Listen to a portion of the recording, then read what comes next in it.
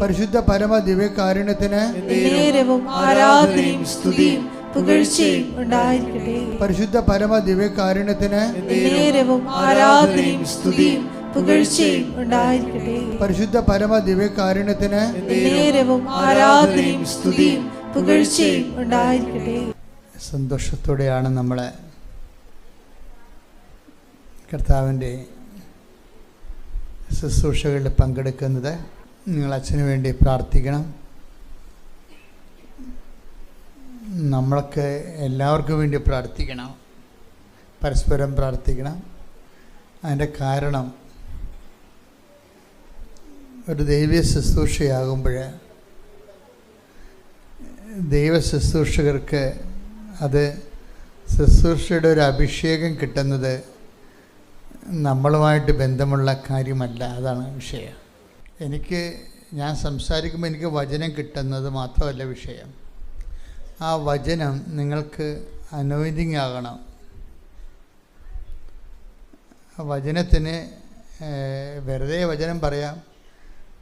അപ്പോൾ റേഡിയോ പ്രഭാഷണങ്ങളൊക്കെ നമ്മൾ കേൾക്കത്തില്ലേ? അതുപോലെ ടി വിയിൽ എന്തുമാത്രം പ്രഭാഷണങ്ങൾ നമ്മൾ കേൾക്കുന്നു. അതൊരു പ്രഭാഷണമൊക്കെ ദൈവവചന പ്രഘോഷണങ്ങൾ ടി വിയിലൊക്കെ കേൾക്കുമ്പോൾ അത് സ്വാഭാവികമായും നമ്മുടെ മനസ്സിലൊരു പ്രോഗ്രാമിൻ്റെ ഒരു കാര്യപരിപാടി എന്ന രീതിയിലാണ് നമ്മളത് കേൾക്കുന്നത്. സാങ്കേതികമാണ് ആ വിഷയം. അനോയിൻറ്റിങ് കിട്ടാൻ വലിയ പാടാണ്. അനോയിൻറ്റിങ് കിട്ടണമെന്നുണ്ടെങ്കിൽ ആ പറയുന്നയാളും ടി വിയിൽ സംസാരിക്കുന്നയാളും അത് എഡിറ്റ് ചെയ്യുന്നവരും അത് ബ്രോഡ്കാസ്റ്റ് ചെയ്യുന്നവരും അത് കേൾക്കുന്ന നമ്മളും എല്ലാം ഒരു ദൈവമേഖലയിലായിരിക്കണം. അതാണ് ഈ 1000 പേര് വചനം കൂടുമ്പോൾ ചിലപ്പോൾ 2 പേർക്കായിരിക്കും അഭിഷേകം കിട്ടുന്നത്. അതുകൊണ്ടാണ് ഇങ്ങനെയുള്ള സ്ഥലങ്ങളിലൊക്കെ ചെല്ലുമ്പോൾ അവരെല്ലാം എപ്പോഴും പ്രെയറായിരിക്കും. നമ്മൾ ബ്രോഡ്കാസ്റ്റിംഗ് സെൻറ്ററിലൊക്കെ ചെല്ലുമ്പോഴേ കേരളത്തിലെ ക്രൈസ്തവ ടെലിവിഷനിലൊക്കെ ഞാൻ പ്രഭാഷണത്തിലൊക്കെ പോകുമ്പോൾ ഒക്കെ മനസ്സിലാകും, അവരെല്ലാം എഡിറ്റിംഗ് റൂമിലും ഇരുന്നുകൊണ്ട് എപ്പോഴും പ്രെയറായിരിക്കും അവർ. അത് വലിയൊരു കാഴ്ചയാണ് ശരിക്കും, ഭയങ്കര.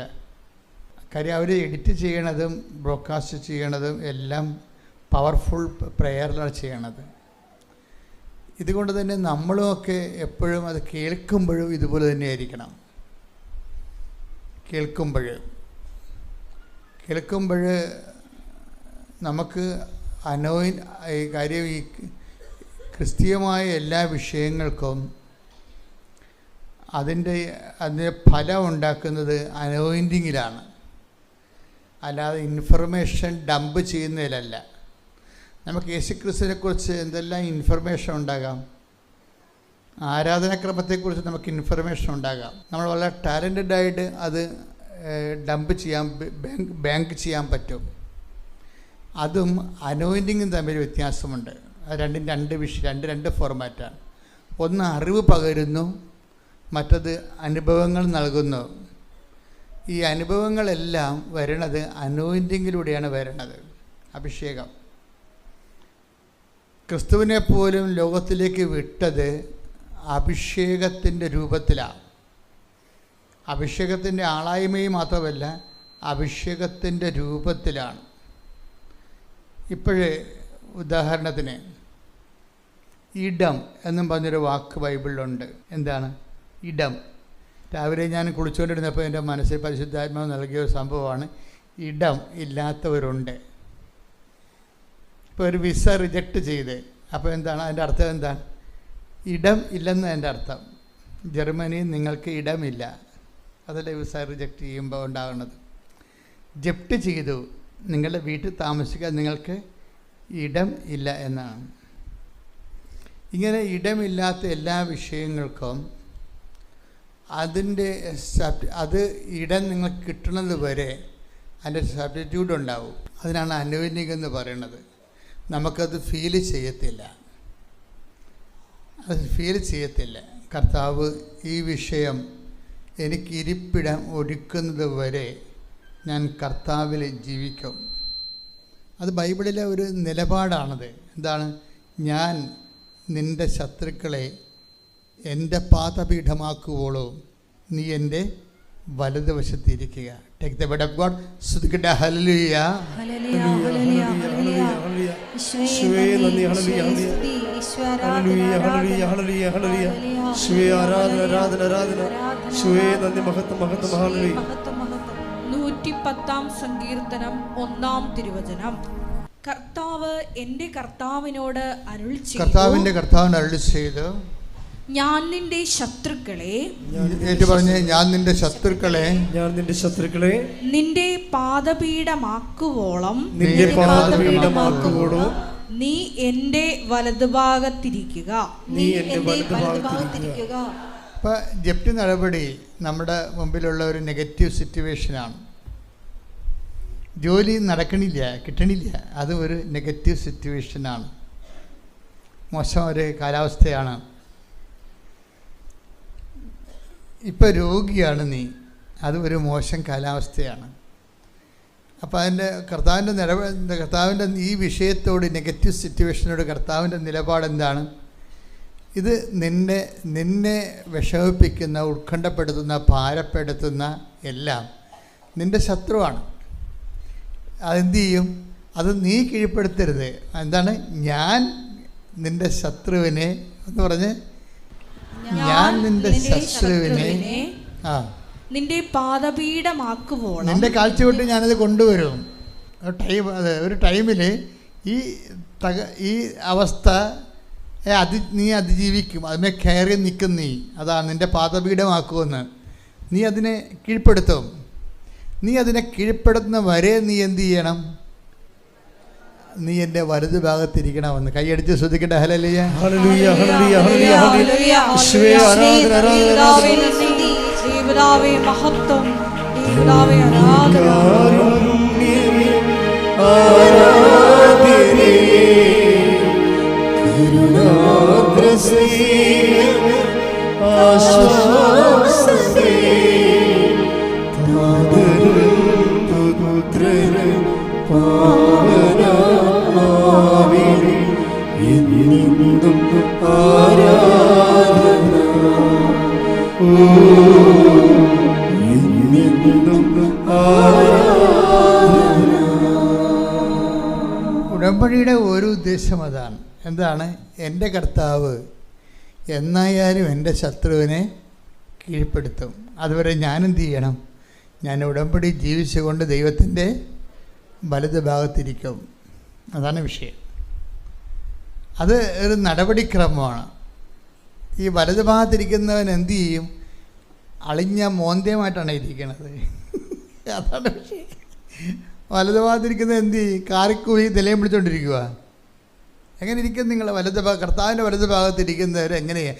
കാറിക്കൂവി നിലയം പിടിച്ചുകൊണ്ടിരിക്കുക. വിഷയം തീരണത് വരെ കാറിക്കൂവി നിലവിളിക്കുന്നവർ കർത്താവിൻ്റെ ഇടതുവശത്തായിരിക്കണത്. അതാണ് വിഷയം. അങ്ങനെ ഒരു വിഷയം ഇല്ല. സാത്താനെ വേണ്ടി ഒഴിച്ചിട്ടിരിക്കുന്ന സ്ഥലമാണത്. അതുകൊണ്ടാണ് കർത്താവ് വലതു ഭാഗം എടുത്തു പറയണത്. ദൈവത്തിന് വലതും ഇടതും ഉണ്ടെന്നല്ല എൻ്റെ അർത്ഥം. മറിച്ചെന്താണ്? ദൈവത്തിൻ്റെ വചനമനുസരിച്ച് ജീവിക്കുന്ന ആൾക്കാരെ സൂചിപ്പിക്കാനാണ് വലതു ഭാഗവും ഇടതു ഭാഗവും ഒക്കെ പറയണത്. അല്ല ദൈവത്തിന് വലതും ഇടതും ഉണ്ടായിട്ടല്ല. ദൈവവചനമനുസരിച്ച് ജീവിക്കുന്ന, നമ്മൾ അങ്ങനെയാണ് ഉടമ്പടിയിൽ പറയണത്. എന്താണ്? അവൻ പറഞ്ഞതുപോലെ ജീവിച്ചോളാം. അപ്പോൾ നമ്മൾ ഓട്ടോമാറ്റിക്കായിട്ട് എവിടെയാവും? ദൈവത്തിൻ്റെ വലതുഭാഗത്ത്.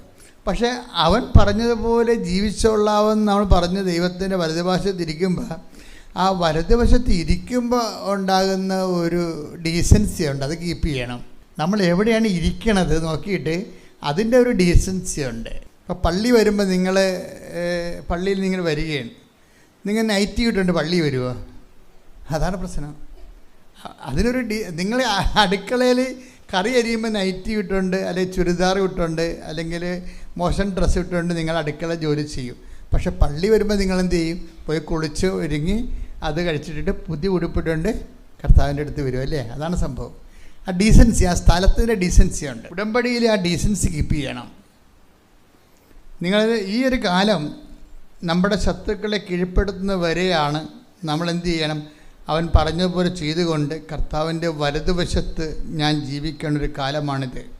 ഇപ്പം കർത്താവിൻ്റെ വലതുവശത്ത് ഞാൻ ജീവിക്കുമ്പോൾ ഞാൻ എന്ത് ചെയ്യണം? ആ സ്ഥാനത്തിൻ്റെ ഡീസൻസി കീപ്പ് ചെയ്യണം. ആ സ്ഥാനത്തിൻ്റെ ഡീസൻസി അവിടെ ഇരുന്നുകൊണ്ട് അലമുറയിടാനും നിലവിളിക്കാനും ബഹളം ഉണ്ടാക്കാനും നോക്കിയിട്ട് കാര്യമില്ല. കാര്യം ആ സ്ഥാനത്തിന് പറ്റാത്തതാണത്. നിങ്ങൾ അവിടെ ഇരുന്ന് അലമുറ ഇടുകയും നിലവിളിക്കുകയും ബഹളം ഉണ്ടാക്കുകയും ചെയ്യണത് ആ സ്ഥാനത്തിന് പറ്റത്തില്ല. ആ സ്ഥാനത്തിന് എന്താണ്? എൻ്റെ കർത്താവ് എൻ്റെ ശത്രുവുമായി യുദ്ധത്തിലാണ്, അത് കീഴ്പ്പെടുത്തുന്നവരെ ഞാൻ പ്രാർത്ഥിച്ചുകൊണ്ട് ഞാൻ കർത്താവിൻ്റെ തിരുസന്നിധിയിൽ അവൻ പറഞ്ഞതുപോലെ ചെയ്തുകൊണ്ട് പ്രത്യാശയോടെ എൻ്റെ ഉത്തരവാദിത്വം നിറവേറ്റും. പ്രത്യാശയോടെ ഞാൻ ഉത്തരവാദിത്വം പ്രത്യാശയാണ് എപ്പോഴും ഈ വലതുവശത്തിരിക്കുന്ന കാലത്ത് നമുക്ക് ഉണ്ടാവേണ്ടത്. പ്രത്യാശ എന്ന് പറയുമ്പോൾ അവിടെ എന്താ പറ്റും? നിരാശ ഉണ്ടാകത്തില്ല. പ്രത്യാശ എന്ന് പറഞ്ഞാൽ ഉടനെ ബൈബിൾ പറയും 2 തരം പ്രത്യാശ ആൾക്കാർ സൂക്ഷിക്കുന്നുണ്ട്. ചില ആൾക്കാർക്ക് പ്രത്യാശയുടെ കൂടെ നിരാശയുണ്ട്. അത് പ്രത്യാശയായിട്ട് കൗണ്ട് ചെയ്യത്തില്ല. എന്താ കാര്യം? ബൈബിൾ എന്താ പറയണത്? പ്രത്യാശ നമ്മളെ നിരാശരാക്കുന്നില്ല. പ്രത്യാശ നിങ്ങൾക്ക് ഉള്ളതെങ്കിൽ ഇപ്പം നിങ്ങളുടെ വിസ 2ാം പ്രാവശ്യം റിജക്റ്റ് ചെയ്ത്, അപ്പം ഞാൻ ഇന്നലെ ഒരു പയ്യൻസ് വന്ന്, അപ്പം ഞാൻ 2ാം പ്രാവശ്യം റിജക്റ്റ് ചെയ്ത്, അപ്പം ഇനി എന്ത് ചെയ്യും അച്ഛാന്ന് എന്നോട് ചോദിച്ചു. ഞാൻ പറഞ്ഞു, മണ്ട, നീ പഠിക്ക്, നീ ഉഴപ്പാണ് ആള്. ഈ ആ PT എക്സാമിന് പരാജയപ്പെട്ടതുകൊണ്ടാണ് വിസ റിജക്റ്റായിരിക്കുന്നത്. അപ്പോൾ ഒന്നെങ്കിൽ നീ PT എക്സാം കവർ ചെയ്യണം, അല്ലെങ്കിൽ നീ വിസ വേറെ മാറ്റി പിടിക്കണം. ആ രാജ്യത്തിൽ നിന്ന് വേറെ വിസയിലേക്ക് പിടിക്കണം. കാര്യം എന്താ? ഇവന് പോകാൻ വേണ്ടി ഒരു അനുവാദം മെസ്സേജിലുണ്ട്. മെസ്സേജ് എടുത്താൽ എടുത്ത് 4 കൊല്ലമൊക്കെ ആകുമ്പോൾ മെസ്സേജ് എടുത്തില്ല, ശരിയാകത്തില്ല. കൺഫ്യൂഷൻ വന്നാൽ അച്ഛൻ മെസ്സേജ് എടുക്കും. നിങ്ങൾക്കൊരു കൺഫ്യൂഷൻ വന്നാൽ ഞാൻ കറക്റ്റായിട്ട് കാര്യങ്ങൾ നിങ്ങളോട് സംസാരിക്കും. പക്ഷേ എന്താ പ്രശ്നം? ഞാൻ കൺഫ്യൂഷൻ വന്ന് നിങ്ങൾക്ക് കാര്യങ്ങൾ സംസാരിക്കണ മുമ്പ് ഞാൻ 2 കാര്യങ്ങൾ നോക്കും. എന്ത് നോക്കും? സാക്ഷ്യം പറഞ്ഞതാണോ എന്ന് നോക്കും. അത് നോക്കും. ഉടമ്പടിയുടെ സ്റ്റാറ്റസ് എന്താണെന്ന് നോക്കും. ഉടമ്പടി ഒരു 3-4 പുതുക്കാതെ ഒന്നും അച്ഛൻ മെസ്സേജിലേക്ക് പോകത്തില്ല. കാര്യം ഉടമ്പടി പോയെടുത്ത് തിരിച്ച് വന്ന് അവർ വീട്ടിൽ അത് ചെയ്തോ ഇല്ലയോ നമുക്കറിയത്തില്ല. അവരച്ഛനെ കാണാൻ വേണ്ടി കൈയും കാലും പിടിച്ച് നിലയും വിളിച്ച് ചുറ്റും പിടിച്ചുകൊണ്ട് വരികയും ഇടിച്ചല്ലേ മേടിച്ചത്. പക്ഷേ ഇവർ ഉടമ്പടിയായിട്ട് ഒരു ബന്ധം ഉണ്ടാകത്തില്ല. ചില സമയത്ത് ഉടമ്പടിയുടെ ജീവിതം അല്ലായിരിക്കും ഇവിടേത്. ഇവിടെ അച്ഛനെ കാണാനുള്ള ചീട്ടൊപ്പിക്കാൻ വേണ്ടി ഉടമ്പടി എടുത്തിരിക്കുന്ന ആൾക്കാരുണ്ടാവും. ദൈവതിരുസ്ഥിതി നിങ്ങളുടെ സ്റ്റാറ്റസ് എന്താണ്? പദവി എന്താണ്? നിങ്ങൾ ഉടമ്പടി പുതുക്കി ജീവിക്കുന്നവരാണോ? പുതുക്കി ജീവിക്കുന്നവരാണോ? അതിന് സാക്ഷ്യം പറഞ്ഞവരാണോ? അതൊക്കെ എല്ലാം നോക്കും. സാക്ഷ്യം പറഞ്ഞാൽ നമുക്കുള്ള സന്തോഷം എന്താണെന്ന് വെച്ച് കഴിഞ്ഞാൽ അവർ ഓൾറെഡി ദൈവത്തെ മഹത്വപ്പെടുത്തിയിട്ടുള്ളതാണ്. നമുക്ക് മനസ്സിലാകുന്ന വിഷയം എന്താണ്? അവരോട് ദൈവം കമ്മ്യൂണിക്കബിളാണ്. അപ്പോൾ നമുക്ക് പ്രശ്നമില്ല. അവർക്ക് അനുഗ്രഹങ്ങൾ കിട്ടിയത് ദൈവാനുഭവം നേടിയതുമാണ്. അപ്പോൾ അത് സാക്ഷ്യം പറഞ്ഞ നിസ്സാര കാര്യമല്ല. അത് സാക്ഷ്യം ഒരാൾ പറഞ്ഞു കഴിഞ്ഞാൽ അതിൻ്റെ അർത്ഥം എന്താണ്? നിങ്ങൾക്ക് ദൈവാനുഭവം നേടിയ ആൾക്കാരാണ്. അപ്പോൾ അതൊരു സർട്ടിഫിക്കറ്റാണ് ശരിക്കും പറഞ്ഞാൽ. ദൈവാനുഗ്രഹം ഉണ്ടായിട്ടും സാക്ഷ്യം പറയാതെ നടക്കുന്ന കളികളില്ലേ?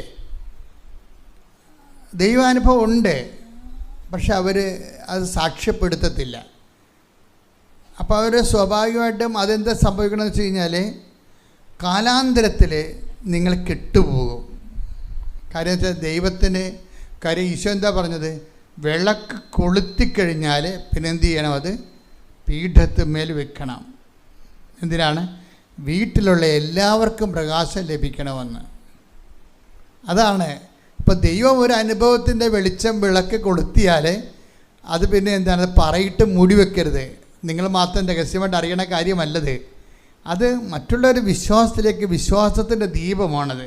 Take the word of God. വിളക്ക് കൊളുത്തിയാൽ ശ്രുതികട്ടെ. ഹല്ലേലൂയ ഹല്ലേലൂയ ഹല്ലേലൂയ യേശുവേ നന്ദി. ഹല്ലേലൂയ ഹല്ലേലൂയ. ലൂക്ക 11:33. ലൂക്ക 11:33. വിളക്ക് കൊളുത്തി വിളക്ക് കൊളുത്തി ആരും നിലവറയിലോ പറയുടെ കീഴിലോ വയ്ക്കാറില്ല. മറിച്ച് അകത്ത് പ്രവേശിക്കുന്നവർക്ക് വെളിച്ചം കാണാൻ പീഠത്തിന്മേലാണ് വയ്ക്കുന്നത്. ഉടമ്പടിയിലേക്ക് വന്ന ആൾക്കാരാണ് അത് അകത്ത് പ്രവേശിക്കുന്നവരെന്ന് പറഞ്ഞാൽ എന്താണ്? ഉടമ്പടി ജീവിതത്തിലേക്ക് വന്ന ആൾക്കാരെ അവർക്ക് പ്രത്യാശ പകരണതാണ് ഈ സാക്ഷ്യം എന്ന് പറയുന്നത്. അവർക്ക് പ്രത്യാശ പകരാൻ. അപ്പം നിങ്ങൾ എത്രയും വേഗം പ്രാർത്ഥിക്കേണ്ടത്, കർത്താവേ ഞങ്ങൾക്ക് നിലവാരമുള്ള സാക്ഷ്യം കിട്ടണമെന്ന് പ്രാർത്ഥിക്കണം. സാക്ഷ്യം കിട്ടിയിട്ട് കാര്യമില്ല. ചില ആൾക്കാരോട് ഞാൻ ചോദിച്ചു, ചേച്ചി സാക്ഷ്യം പറഞ്ഞതാണോ? എഴുതി കൊടുത്തതാണ്. എഴുതി കൊടുത്തത് ഞാൻ പറയിപ്പിച്ചില്ലെന്നതിൻ്റെ അർത്ഥം. പറയാൻ വേണ്ടി മാത്രമൊന്നും ഇല്ലെന്നതിൻ്റെ അർത്ഥം. അതാണ് വിഷയം. എഴുതി കൊടുത്താണെന്ന് പറഞ്ഞു കഴിഞ്ഞാൽ നിങ്ങൾ അക്സെപ്റ്റ് ചെയ്തു എന്നേ ഉള്ളൂ. എഴുതി കൊടുക്കണം നല്ലതാണ്. അതുപോലും ഇല്ലെങ്കിൽ പിന്നെ അവരോട് സംസാരിക്കത്ത് പോലും ഇല്ല. എഴുതി കൊടുത്താണെന്ന് പറയുമ്പോൾ എനിക്ക് മനസ്സിലാകും, ദൈവം പതുക്കെ പ്രവർത്തിക്കാൻ തുടങ്ങിയിട്ടുണ്ട്. ഇനി ദൈവം കുറച്ചുകൂടി ഇവർ ശരിയായാൽ കർത്താവ് കൂടുതൽ പ്രവർത്തിക്കുമെന്ന്. എഴുതി കൊടുത്തിട്ടില്ലെന്ന് പറയണമെന്നുണ്ടെങ്കിൽ പിന്നെ ഇവരെ ഞാൻ ഇവിടുന്ന് ഓടിച്ചിടും. എന്താ കാര്യം? ഇവരിതിനകത്ത് കയറാനുള്ള യോഗ്യത പോലും ഇല്ല.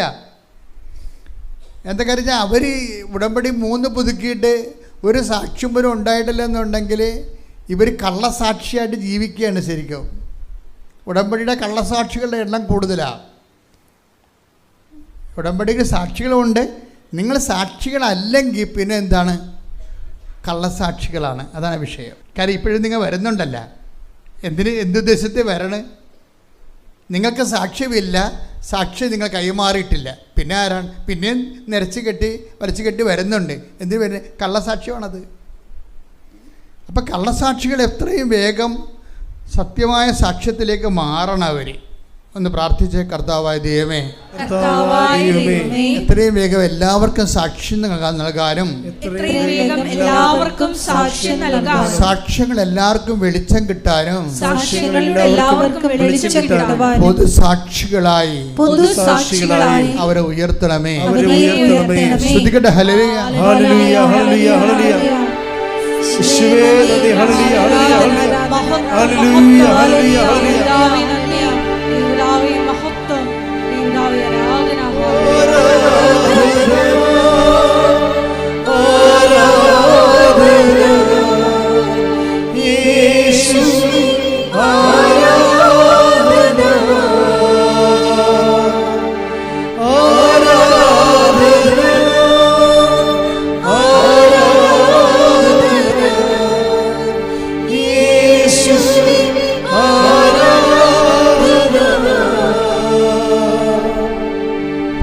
പരമദിവ്യകാരുണ്യത്തിന് ഇന്നലെ നമ്മുടെ സിന്ധു നെൽസൺ, കൊല്ലത്തെ ഒരു പ്രേക്ഷിതയാണ് സിന്ധു നെൽസൻ്റെ ഒരു സാക്ഷ്യം ഉണ്ടായിരുന്നു. അപ്പോൾ സാക്ഷ്യത്തിൽ അവർ പറയണത് ഉടമ്പടി പുതുക്കണത് എന്തിനാണെന്നറിയാവോ? ഞങ്ങൾ ഉടമ്പടി പുതുക്കുമ്പോൾ നിയോഗങ്ങൾ വെക്കാറില്ലെന്ന്. ഭർത്താവും ഭാര്യയും ഉടമ്പടിക്കാരാ. അപ്പോൾ അവർ രണ്ടുപേരും ഒരുമിച്ചാണ് പ്രവർത്തിക്കണത്. അപ്പോൾ അവർ പറഞ്ഞു ഞങ്ങൾ ഉടമ്പടി വെക്കുമ്പോൾ നിയോഗങ്ങൾ വെക്കാറില്ലെന്ന്. അപ്പം ഞാൻ ആദ്യമായിട്ടും കേൾക്കണത് ഇത് കാര്യം. ഉടമ്പടി വെക്കുമ്പോൾ ആൾക്കാർക്ക് ഇല്ലാത്ത നിയോഗങ്ങളില്ലെങ്കിൽ കെട്ടിച്ചു വിട്ട മക്കളുടെ പേരക്കിടാങ്ങളുടെ നിയോഗം വരെ എടുത്ത് വെക്കണ പാർട്ടിയാണുള്ളത് ഇവിടെ. അത് വെച്ചാൽ വലിയമ്മമാർ നിയോഗം വെക്കുകയാണെങ്കിലേ ഒന്നും അവരുടെ വെക്കത്തില്ലല്ലോ. അവരുടെ വെക്കത്തില്ല. അവർ കെട്ടിച്ചു വിട്ട മക്കളെ കാര്യങ്ങളൊക്കെയാണ് വെക്കണത്. നിയോഗം വെക്കാൻ വേണ്ടിയാണ് ഈ ഉടമ്പടി ആൾക്കാരെ പുതുക്കണത്. അപ്പോൾ ഇവിടെ ഒരാൾക്കാർ പറയണത് എന്താണെന്നറിയാമോ? ഈ സിന്ധു നെൽസൺ പറയണത് ഞങ്ങൾ ഉടമ്പടി പുതുക്കുമ്പോൾ നിയോഗം വെക്കാറില്ലെന്ന്. അപ്പം ഞാനിവിടെ നിൽപ്പുണ്ടായിരുന്നു. ഞാൻ നോക്കി ഇതെന്ത് പരിപാടി, പിന്നെ ഇവരെന്താ വെക്കണത് ഒക്കെ പറയണത്. ഞങ്ങൾ വെക്കണത് ഉടമ്പടി ആൾക്കാർ എടുക്കുന്നതിന് വേണ്ടിയാണ്. മറ്റുള്ളവർ ഉടമ്പടി ജീവിതത്തിലേക്ക് വരാൻ വേണ്ടിയാണ് ഞങ്ങൾ നിയോഗം വന്ന്. അതാണ് വിഷയം. അപ്പോൾ വിഷയം മാറി, വയറ്റിപ്പിഴപ്പ് മാറി, കർത്താവിൻ്റെ കാര്യത്തിലേക്ക് മാറി ഉടമ്പടി. അതാണ് വിഷയം. അപ്പം നമ്മുടെ ഉടമ്പടി ചില ആൾക്കാർ പറയും 10 പുതുക്കുക എന്നൊക്കെ പറയുമ്പോഴും എപ്പോഴും ആ വയറ്റിപ്പിഴപ്പം തന്നെ കിടക്കിയിരിക്കും. അതെപ്പോഴും നമ്മൾ ശ്രദ്ധിക്കണം. ഇത് മനുഷ്യൻ്റെ വിഷയങ്ങൾ മാറിയിട്ട് ദൈവസ്നേഹം വരുമ്പോൾ പരിശുദ്ധാത്മാവ് അവരോട് പറയും, എടി അതൊക്കെ ഞാൻ ചെയ്തു തരുന്നുണ്ടല്ലോ, നീ അതൊക്കെ വാരിക്കെട്ടി എഴുതേണ്ട വല്ല കാര്യമുണ്ടോ? നീ എൻ്റെ കാര്യങ്ങൾ എഴുതാൻ പറയും.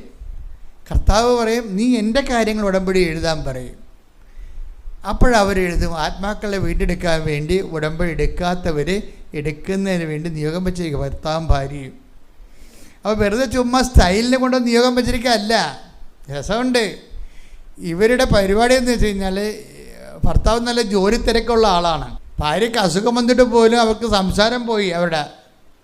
അവരുടെ സംസാരം കിട്ടിയിട്ടില്ല അവർക്ക്. ഈ സംസാരം എന്താ പോയത്? ഇവരിങ്ങനെ കുറങ്ങി സംസാരിച്ചിട്ട് അതെന്താടി അങ്ങനെ പറ്റിയതെന്ന് പോലും ചോദിക്കാൻ അയാൾക്ക് സമയമില്ലാത്ത ആളാണ്. അല്ല വെറുതെ വീട്ടിൽ കുത്തിരിക്കണമല്ല, അയാളുടെ ജോലി ആ ടൈപ്പാണ്. ഒരു ദിവസം ഇവളുടെ സംസാരം മൊത്തം പോയപ്പോൾ ഇവളിങ്ങനെ ആംഗ്യം കാണിച്ച് ആശുപത്രി പോകണമെന്ന്. അപ്പോൾ അയാൾ പറയണേ, ഞാനോർത്ത പോലെ തൈറോയിഡ് വരുന്നില്ല നിനക്ക്, ഇപ്പം എൻ്റെ കൈയൊന്നും ഒഴിഞ്ഞിട്ട് നിന്നെ ആശുപത്രി കൊണ്ടുപോകാൻ ഇരിക്കുകയായിരുന്നെന്ന്. അപ്പോൾ ഇയാളുടെ മനസ്സിലുണ്ട് എന്തോ ഒരു കുഴപ്പമുണ്ട്, തൈറോയിഡ് ആയിരിക്കും അത്. അപ്പോൾ അതുകൊണ്ട് അത് ഇപ്പം ഈ കേസെടുത്താൽ പിന്നെ അയാളുടെ ജോലിയെല്ലാം മുടങ്ങും. അതുകൊണ്ട് ആ ജോലി ഒരു പരുവത്തിലെത്തിയിട്ട് ഇവളെയും കൊണ്ട് ആശുപത്രിയിൽ പോകാം, തൈറോയിഡ് ഓപ്പറേറ്റ് ചെയ്യാമെന്നും പറഞ്ഞാണ് ഇയാൾ ഇരിക്കണത്. പക്ഷേ ഇപ്പോൾ ശബ്ദം മൊത്തം പോയി ആളിന്. അപ്പോൾ ഉടനെ നിവർത്തിയില്ലാതെ ഇയാൾ ആശുപത്രി കൊണ്ടുപോകും, വൈഫിനെ ആശുപത്രി കൊണ്ടുപോയി അത് സ്കാൻ ചെയ്തൊക്കെ നോക്കിക്കഴിഞ്ഞപ്പോൾ ഉണ്ട് എന്തോ തടിപ്പ് വളരുകയാണ്, തൊണ്ടയിൽ തടിപ്പ് വളരുകയാണ്. ഇപ്പോൾ ഡോക്ടർ പറഞ്ഞ് ഇത് ഓപ്പറേറ്റ് ചെയ്യാലും സ്വരം പോകും, ഓപ്പറേറ്റ് ചെയ്തില്ലെങ്കിലും സ്വരം പോകും. ചില സമയത്ത് ഓപ്പറേറ്റ് ചെയ്താൽ സ്വരം തിരിച്ച് കിട്ടും. അപ്പോൾ സംഗതി നമ്മുടെ പിടിച്ചാൽ കിട്ടാത്ത അവസ്ഥയായി. അപ്പോൾ ഈ ഉദാഹരണം ഇത് സത്യസന്ധമായ പ്രേക്ഷിത വേല ചെയ്യുന്ന ഒരാളുടെ അനുഭവങ്ങളാണ്. നമ്മൾ പലരും ഉടമ്പടി എടുക്കുന്ന കാര്യം നമുക്ക് തട്ടുകിടന്ന് ഉണ്ടാകല്ലേ, എങ്ങനെയെങ്കിലും മര്യാദക്ക് സമാധാനത്തിൽ കിടന്ന് ഉറങ്ങാൻ പറ്റണേ, ഉള്ള ഭക്ഷണം കഴിച്ചുകൊണ്ട് അതിനെ നമ്മൾ സുരക്ഷിതമായിരിക്കാൻ വേണ്ടിയാണ് നമ്മൾ ഉടമ്പടി എടുക്കണം. എല്ലാവരും അല്ല, പലരും അങ്ങനെ ചെയ്യണം. പക്ഷേ ഇവിടെ എന്താ പ്രശ്നം? ഇവിടെ ഉടമ്പടി എടുക്കുന്നുണ്ട്, പക്ഷേ പുതിയ അസുഖങ്ങൾ ഈ പാർട്ടിക്ക് വരികയാണ്. അപ്പോൾ ഇവള് എന്ത് ചെയ്തെന്ന് വെച്ചാൽ ഇവള് പറയാം ഓപ്പറേഷൻ ഒന്നും ചെയ്യണ്ട. കാര്യം ഇവർക്ക് ഈ അമ്മയിൽ വല്ലാത്ത വിശ്വാസമാണ്. ഉടമ്പടി ചെയ്ത് ജീവിച്ചേ അവർ വേറെ ഒരു ലെവലിലാണ്. അവർ പറഞ്ഞ അമ്മ സുഖപ്പെടുത്തട്ട. അല്ല, ഞാൻ സ്വരമില്ലാതെയാണ് പോകണമെന്ന് അമ്മയ്ക്ക് ആഗ്രഹമുണ്ട്, ഞാൻ സ്വരമില്ലാതെ വർക്ക് ചെയ്യുമെന്നാണ് പറയണതേ. അതാണ് അവരുടെ മനസ്സിലിരിക്കണത്. എന്താണ് അപ്പോഴും പ്രേക്ഷിത പ്രവർത്തനമാണ്. സ്വരമില്ലാതെ വർക്ക് ചെയ്യണമെന്നാണ് അമ്മ ആഗ്രഹിക്കണമെങ്കിൽ ഞാൻ സ്വരമില്ലാതെ വർക്ക് ചെയ്യും. അപ്പോൾ ഓരോ മനുഷ്യരുടെ ഒരു നിലവാര മാറ്റങ്ങളുണ്ടെന്ന് വെച്ച് കഴിഞ്ഞാൽ വല്ലാത്ത നിലവാര മാറ്റമാണ്. അവരതുകൊണ്ട് ദൈവമായിട്ട് ഫൈറ്റ് ചെയ്യാനോ നിരാശപ്പെടാനോ സങ്കടപ്പെടാനോ ഞാൻ ഇത്രയും പ്രേക്ഷിത വേല ചെയ്തിട്ടും എൻ്റെ സ്വരം പോയല്ലോ. കാര്യം അവൾ സ്വരത്തിൽ പ്രാർത്ഥിക്കുന്ന ആളാണ്. അപ്പോൾ അവരുടെ മനസ്സിലുള്ളതെല്ലാം അവൾ പറഞ്ഞ് ഞാൻ ആരാധനയ്ക്ക് പോകുമ്പോൾ മാത്രമേ മൗനമായിട്ടിരിക്കത്തുള്ളൂ, അല്ലാത്തപ്പോൾ പ്രാർത്ഥിക്കുമ്പോൾ ഞാൻ സ്വരത്തിലാണ് പ്രാർത്ഥിക്കുന്നത്. അപ്പോൾ എനിക്ക് സ്വരത്തിൽ പ്രാർത്ഥിക്കാത്ത കാരണം ഇപ്പോൾ ഭയങ്കര സങ്കടമാണ്. അത് അമ്മയ്ക്ക് അറിയാമല്ലോ. അപ്പോൾ എന്നാലും ആ വിഷയത്തെക്കുറിച്ച് ആ വിഷയം അവരെ ആശങ്കപ്പെടുത്തണില്ല. അപ്പം നിങ്ങൾ ചോദിക്കും എന്തുകൊണ്ടാണ് ഈ ലേഡിയെ അവിടെ വിഷയം ആശങ്കപ്പെടുത്താത്തതെന്ന് ചോദിച്ചു കഴിഞ്ഞാൽ എനിക്ക് ആധ്യാത്മികമായിട്ട് പറയാനുള്ളത് ആ ആശങ്കയുടെ സ്ഥലത്ത് ഇവർക്ക് അനോയിൻറ്റിങ് കിട്ടിയിട്ടുണ്ട്. അതാണ് വിഷയം. ആശങ്കപ്പെടുത്തുന്നതിൻ്റെ ഇടയ്ക്ക് അവർക്ക് അവിടെ അഭിഷേകം കിട്ടിയിട്ടുണ്ട്. അപ്പോൾ ഈ സ്വരമില്ലാത്തതിൻ്റെ ഡയറക്റ്റ് ആശങ്കകളെ അവരെ സ്പർശിക്കണില്ല. അതാണ് വിഷയം. ഇത് വേറെ ഒരു ലെവലാണ് ശരിക്കും. ഇതിൻ്റെ വിഷയം എനിക്ക് എപ്പോഴും തോന്നി എൻ്റെ മക്കളെ, ഉടമ്പടിയുടെ ഏറ്റവും വലിയ റിസ്ക് എന്താണെന്നറിയാമോ? ഇപ്പോൾ നമുക്കറിയാമല്ലോ, നമ്മൾ ആയിരക്കണക്കിന് മനുഷ്യർ ഉടമ്പടി ജീവിക്കുന്നതാണ്. എനിക്ക് തോന്നിയിരിക്കുന്ന ഉടമ്പടിയുടെ ഏറ്റവും വലിയ റിസ്ക് എന്ന് പറയുന്നത് നിങ്ങളെടുത്ത ഉടമ്പടിക്കെതിരെ ആക്ഷേപങ്ങൾ ഉന്നയിക്കപ്പെടരുത്. അത് നിങ്ങൾ ശ്രദ്ധിക്കണം. നിങ്ങളെടുത്ത ഉടമ്പടിക്കെതിരെ ആക്ഷേപങ്ങൾ ഉന്നയിക്കപ്പെടരുത്. മനുഷ്യനും ഉന്നയിക്കരുത്, ദൈവവും ഉന്നയിക്കരുത്. ഇതൊരു ഭയങ്കര റിസ്ക്കാണത്. നമ്മളെടുത്ത ഉടമ്പടിക്കെതിരെ ഇന്നലെ ഇവിടെ ഒരു സാക്ഷ്യം ഉണ്ടായി. ഇന്നലെ മെനിയെന്ന്. അപ്പോൾ ഞാനത് ശ്രദ്ധിച്ച്. കാര്യം അവരുടെ ഉടമ്പടിക്കെതിരെ ഇപ്പോൾ ആക്ഷേപങ്ങൾ ഉന്നയിക്കപ്പെടുന്ന കാരണമാണ് ഇവർക്ക് സാക്ഷ്യങ്ങൾ കുറഞ്ഞു പോണത്. ആക്ഷേപം എന്ന് പറഞ്ഞാൽ എന്താ? ഇപ്പം നിങ്ങൾ ഉടമ്പടി എടുത്തെങ്കിലും നിങ്ങൾ അയൽവാസിയോട് മിണ്ടണില്ല. അപ്പോൾ അതിന് ആക്ഷേപമായില്ലേ? നിങ്ങൾ ഉടമ്പടി എടുത്തു, ഉടമ്പടിയിലാണ് നിങ്ങൾ ജീവിക്കുന്നത്. ആ ഉപ്പൊക്കെ വാരി തിന്നുന്നുണ്ട്, എണ്ണയൊക്കെ അവിടെ ഇവിടെയൊക്കെ തേക്കറുണ്ട് എന്നല്ലാതെ ഈ കലാപരിപാടി അല്ലാതെ മാന്യം മര്യാദയൊക്കെ ദൈവത്തിൻ്റെ പൈതലായിട്ട് നിങ്ങൾ കൺവേർട്ട് ചെയ്യണില്ല. പക്ഷേ ഉടമ്പടി ആൾ പഴയത് തന്നെയാണ്. ആ ഉടമ്പടി എടുത്ത ആൾ പഴയത് തന്നെയാണ്. ആ ആളിന് ദൈവവുമായിട്ട് വലിയ ബന്ധമൊന്നുമില്ല. അതാ അപ്പോൾ ദൈവം ആക്ഷേപം ഉന്നയിക്കാൻ സാധ്യതയുണ്ട് അവിടെ. അത് വളരെ ശ്രദ്ധിക്കണം. ഈ പല ആൾക്കാരും പണി വാങ്ങിച്ചിരിക്കുന്നത് ഇവർ ഉടമ്പടി എടുത്താൽ 6 മാസം കഴിഞ്ഞാലും ആക്ഷേപങ്ങൾ ബാക്കി നിൽക്കും. അതാണ് എൻ്റെ മക്കൾ ശ്രദ്ധിക്കേണ്ടത്. ഞാൻ നിങ്ങളോട് വളരെ എളിമയോടും വിനയത്തോടും യാചിക്കുകയാണ്. കാര്യമല്ല, നിങ്ങളെ വഴക്കിട്ടിട്ട് കാര്യമൊന്നുമില്ലെന്ന് എനിക്കറിയാം. എന്താ കാര്യം വഴക്കിട്ട് കാര്യമില്ലെന്ന് പറയാൻ കാര്യം? എടാ, നിങ്ങളുടെ ഭർത്താക്കന്മാരും ഭാര്യമാരും ഒക്കെ നിങ്ങൾ കെട്ടി വന്ന കാലം പോലെ ഇതല്ലേ പരിപാടി, വഴക്കല്ലേ ഇടണത്. ഇതിന് നിങ്ങൾ വലിയ മെച്ചമുണ്ട. അപ്പോൾ ഞാനിപ്പോൾ കയറി അഡ്വാൻസ് വഴക്കിട്ട് എന്ത് കാണിക്കാൻ? ഒന്നും കാണിക്കാനില്ല. നിങ്ങളതുപോലൊരു വഴക്കായിട്ട് കണക്കാക്കും. അത്രയേ ഉള്ള സംഭവം. കാര്യം നിങ്ങൾ ഈ വഴക്ക് എന്തുമാത്രം കേട്ടിരിക്കണതാണ്. എന്നിട്ട് വല്ല മാറ്റം ഉണ്ടായ അതങ്ങനെ കിടക്കുമെന്ന് പറയും, അതങ്ങനെ കിടക്കുമെന്ന് പറയും. അത്രയേ ഉള്ള സംഭവം. ഇത് തന്നെയാണ് ദൈവത്തിൻ്റെ കാര്യത്തിലും വന്നിരിക്കുന്നത്. അപ്പം അതുകൊണ്ട് എനിക്ക് പറയാനുള്ളൊരു യാചന എന്ന് പറയണത്, ആക്ഷേപങ്ങൾ ഉന്നയിക്കാത്തൊരു സേഫ് സോണിലേക്ക് മാറണം. ഉടമ്പടി വിജയത്തിൻ്റെ ഏറ്റവും വലിയൊരു കാമ്പതാണ്. നിങ്ങളുടെ ഉടമ്പടിയിലേക്ക് ആരും കൈ ചൂണ്ടരുത്. എന്താണ്? നിങ്ങൾ ഉടമ്പടിയിലാണെങ്കിലും നിങ്ങൾ വായ്പ വാങ്ങിച്ച ആൾക്കാർക്ക് കൊടുക്കാനുള്ള പൈസ നിങ്ങളുടെ കിട്ടിയെങ്കിലും അത് നിങ്ങൾ അവർക്ക് കൊടുത്തില്ല. അതിന് പകരം നിങ്ങൾ അതിന് പകരം വീട്ടിൽ കാറ് വാങ്ങിക്കുകയോ എന്തെങ്കിലും ചെയ്ത്, അപ്പോൾ തന്നെ ആക്ഷേപങ്ങളായില്ലേ? അത് ആരും അറിയണില്ല. നിങ്ങൾ ഇന്ന ആൾക്കാർക്ക് പൈസ കൊടുക്കാനുണ്ടെന്നുള്ളത് നിങ്ങൾക്കും അവർക്കും അറിയാൻ പാടുള്ളൂ. പക്ഷേ നിങ്ങൾക്ക് കൊടുക്കാനുള്ള കാശ് കിട്ടിയെന്നുള്ളത് നിങ്ങൾക്ക് മാത്രമേ അറിയാൻ പാടുള്ളൂ. പക്ഷെ വേറെ ആർക്കറിയാം? ദൈവത്തിനറിയാം. അപ്പോൾ അതുകൊണ്ട് തന്നെ നിങ്ങൾ ആ സംഭവം അവർക്ക് കൊടുക്കുക, അവരുടെ മകൾക്ക് കോളേജ് അഡ്മിഷൻ കൊടുക്കാനുള്ള കാശ് എടുത്തിട്ട് നിങ്ങൾ കാറ് വാങ്ങിച്ചു കഴിഞ്ഞാൽ ദൈവം കൈ ചൂണ്ടും, ആക്ഷേപം ഉന്നയിക്കപ്പെടും. അതാണ് ഈ ഉടമ്പടിയിൽ ഗതി പിടിക്കാത്തതിൻ്റെ കാരണം. അതാണ് ഉടമ്പടിയിൽ ആരാണ് ഗതി പിടിപ്പിക്കാത്തത്? നിങ്ങൾ തന്നെയാണ് ഗതി പിടിപ്പിക്കാത്തത്. ദൈവം എല്ലാ വിരലും കൊണ്ട്, നമ്മൾ ഒരു വിരലേ ചൂണ്ടത്തുള്ളൂ, ദൈവം എല്ലാ വിരലും ചൂണ്ടിക്കൊണ്ട് നിൽക്കും നമ്മുടെ നേരെ. ആക്ഷേപമാണ്. അപ്പോൾ പുതുക്കുമ്പോൾ എന്താ ചെയ്യേണ്ടത്? നിങ്ങൾ ഉടമ്പടി പുതുക്കുന്നവരെപ്പോഴും ശ്രദ്ധിക്കേണ്ടത് ആക്ഷേപങ്ങൾ കുറക്കാൻ പറ്റുക നോക്കണം. അത് ഭയങ്കര സീരിയസാണ്. ഈ ഉടമ്പടി 1-ാം ഘട്ടത്തിലൊക്കെ നല്ല ആക്ഷേപങ്ങൾ വരുവേ. മനുഷ്യൻ്റെ ഭാഗത്തു നിന്നും വരും, ദൈവത്തിൻ്റെ ഭാഗത്ത് നിന്ന് വരും. അപ്പോൾ ഭർത്താവ് തന്നെ പറയും, അല്ലെ ഭാര്യ തന്നെ പറയും, ഇവർ ഉടമ്പടി എടുത്തിട്ടും ഗതി പിടിക്കത്തില്ലെന്നാണ് തോന്നണമെന്ന് പറയും. ഇവരുടെ കൈയിരിപ്പ് ഇതല്ലേ? ഇങ്ങനെയുള്ളവരൊക്കെ ഇപ്പോൾ ഉടമ്പടി എടുത്ത് വീട്ടിലെ കാശ് കളയാവുന്നല്ലാതെ വല്ല ഗുണവും ഉണ്ടെന്ന് ചോദിക്കും. അപ്പോൾ വീട്ടുകാർ തന്നെ ഉടമ്പടിക്കെതിരെ ആക്ഷേപം ഉന്നയിക്കുമ്പോൾ തന്നെ നിങ്ങൾക്ക് കരച്ചിൽ വരണം ശരിക്കും. അല്ലാതെ നിങ്ങൾ എടുത്ത് പിടിച്ചോണ്ട് നിന്നൊരു കാര്യമില്ല. വീട്ടുകാരെ നിങ്ങളുടെ ഉടമ്പടിക്കെതിരെ ആക്ഷേപം ഉന്നയിക്കുമ്പോൾ അത് ദൈവത്തിൻ്റെ ഭാഗത്തു നിന്നാണ് അത് പറയണമെന്ന് മനസ്സിലാക്കണം. കാര്യം വീട്ടുകാരെക്കാര്യം നിങ്ങളെ കൃത്യമായിട്ട് അറിയാൻ പറ്റത്തുള്ളൂ. വീട്ടുകാർ തന്നെ നിങ്ങൾക്ക്, ഞാനിപ്പോൾ ഇത് പറയാൻ കാരണം, ഈ സിന്ധു നെൽസൺ സാക്ഷ്യം പറഞ്ഞപ്പോഴേ അവരുടെ ഒരു പ്രത്യേക മിഷൻ എന്താണെന്നറിയാമോ? അവരിവിടെ കൊണ്ട് എഴുതിയിട്ടിരിക്കണത് ഉടമ്പടിയിൽ വീണ് പോയ ആൾക്കാരെ തിരിച്ചു കൊണ്ടുവരാൻ. അതാണ് എനിക്കൊരു നിയോഗം. വല്ല കാര്യമുണ്ട്. അപ്പോൾ അവരെന്ത് മാത്രം ഉയർന്നെന്ന് നോക്കിയേ. ഉടമ്പടിയില്ല അവരുടെ രണ്ടാമത്തെ നിയോഗം എന്താണ്? ഉടമ്പടി വീണുപോയ ആൾക്കാരെ, അവിടെ വീട്ടിലൊരു വിശേഷമൊന്നും എഴുതണില്ല. അവിടെ വീട്ടിലെ വിശേഷമെന്ന് പറയണത് അവരുടെ വീട്ടിൽ മാതാവുണ്ട്.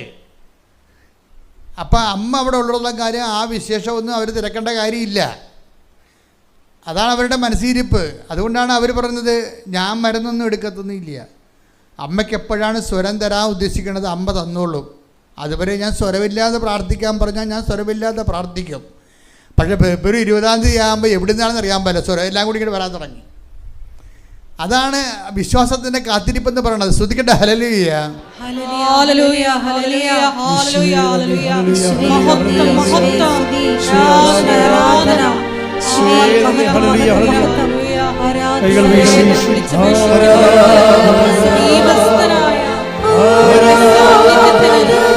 സാമീപ്യത്തിന്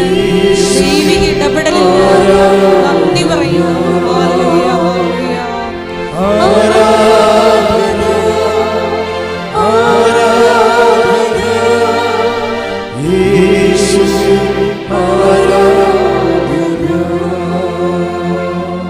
പരിശുദ്ധ പരമ ദിവ്യകാരുണ്യത്തിന് ആരാധനയും സ്തുതിയും പുകഴ്ചയും ഉണ്ടായിരിക്കട്ടെ. അപ്പൊ സിന്ധു ഒരു മരുന്നും കഴിക്കാതെ ഒരു ഓപ്പറേഷനും പോകാതെ അവളെന്താ പറഞ്ഞത്?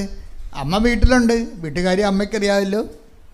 അമ്മ ആഗ്രഹിക്കുമ്പോൾ സ്വരം തരും, അല്ലെങ്കിൽ സ്വരമില്ല ഞാൻ എൻ്റെ ജോലി ചെയ്യും. അത് നിലപാടെന്ന് പറഞ്ഞതാണ്. വിശ്വാസം കൊണ്ട് ലോകത്തെ ജയിക്കുന്ന രീതികളാണതൊക്കെ. അപ്പോൾ എന്ത് പറ്റി? ഇങ്ങനെ ഒരു നിലപാടെടുത്ത കാരണം അവരുടെ ഉടമ്പടി സത്യസന്ധമായി സേഫ് സോണിലായി. അപ്പോൾ എന്ത് പറ്റി? ഒരു ഓപ്പറേഷനുമില്ല, മരുന്നുമില്ല. ആ മരുന്നില്ലാതെ ഫെബ്രുവരി 20 ആയപ്പോൾ സ്വരം അമ്മ തിരിച്ചു കൊടുത്തു. അപ്പോൾ അത് എന്നാ വിഷയം എന്ന് വെച്ചാൽ ഇത് വേറൊരു ലെവലാണ്. നമ്മൾ ഉടമ്പടിയിലുള്ള ഒരു ഗുണമെന്ന് പറയുന്നത് വേറെ ഒരു പ്രാർത്ഥനാ പദ്ധതിയും ഇതിൻ്റെ ഒപ്പം നിൽക്കാത്തതിൻ്റെ കാരണം ഇതിൻ്റെ അകത്തുള്ള കണ്ടൻറ്റ് വൈസ് റിച്ചാണ് ഭയങ്കര. ഇപ്പോൾ ഈ ഉടമ്പടിയുടെ ഇവരുടെ ഒന്നാമത്തെ നിയോഗം, ഉടമ്പടി പുതുക്കുമ്പോൾ ഒന്നാമത്തെ നിയോഗം എന്താണ്? ഉടമ്പടി എടുക്കാത്തവരെ ഉടമ്പടി എടുപ്പിക്കാൻ. അതാണ് ഒന്നാമത്തെ നിയോഗം. രണ്ടാമത്തെ നിയോഗം എന്താണ്? ഉടമ്പടി വീണ് പോയവരെ എഴുന്നേൽപ്പിക്കാൻ. അപ്പോൾ ഉടമ്പടി വീണ് പോയവരെ എഴുന്നേൽപ്പിക്കാൻ വേണ്ടി ഇവരെല്ലാ ദിവസവും 3 മണിയാകുമ്പോൾ വീട്ടിൽ നിന്ന് ഇറങ്ങിപ്പോവുകയാണ്. ഓരോ വീട്ടിൽ നിങ്ങൾ ഉടമ്പടി എടുത്തതാണെന്ന് ചോദിക്കും. അപ്പോൾ അവർ പറയും ഉടമ്പടി എടുത്താണ് കൊച്ചേ, ഇടയ്ക്ക് വീണ് പോയി. പിന്നെ എന്തു ചെയ്യും? അവിടെ ഇരുന്നുകൊണ്ട് ഉടമ്പടി എങ്ങനെയാണ് ഉടമ്പടി വീണ്ടും തിരിച്ചു വരിക, തിരിച്ചു വന്നാലുള്ള ഗുണങ്ങളെക്കുറിച്ചൊക്കെ ഇവരെ പറഞ്ഞ് മനസ്സിലാക്കും. എന്നിട്ട് അവരെ ഗ്രൂപ്പിൽ ആഡ് ചെയ്യും. ഇതൊക്കെ ആര് ഇവിടുന്ന് വല്ലതും പറഞ്ഞു കൊടുത്താൽ വല്ലതാണോ? ഇതൊക്കെ പരിശുദ്ധാത്മാവ് പറഞ്ഞിട്ട് അവർ സ്വന്തമായിട്ട് ചെയ്യുന്ന പരിപാടികളാണ് ഇതൊക്കെ. എന്നിട്ട് അവരെ ഗ്രൂപ്പിൽ ആഡ് ചെയ്യും. എന്നിട്ട് അവരുടെ സ്പിരിച്വൽ മെയിൻ്റനൻസ് നിരീക്ഷിക്കും. ഇവർ ആത്മാവിൽ വളരുന്നുണ്ടോ എന്ന് പരിശോധിക്കും. അങ്ങനെയൊക്കെയാണ് ചെയ്യണത്. അപ്പോൾ അങ്ങനെ വന്നപ്പോൾ കുറച്ച് കഴിഞ്ഞപ്പോൾ ഇവർക്കൊരു കുഴപ്പം പറ്റി. എന്താ? ഇവർക്ക് കിഡ്നിയിൽ കല്ല് വന്നു. അപ്പോൾ ഭയങ്കര വയറുവേദനയാണ്. വയറുവേദന കൊണ്ട് പുളയണ ആൾ. അപ്പോൾ ഇവരുടെ സ്കാനിങ് റിപ്പോർട്ട് എടുത്തപ്പോൾ 2002 മുതൽ സ്കാനിങ് ഉണ്ട് ഇവർക്ക്. അന്ന് ആ എല്ലാ സ്കാനിങ്ങിലും ഇവർക്ക് കിഡ്നി കല്ലുണ്ട്.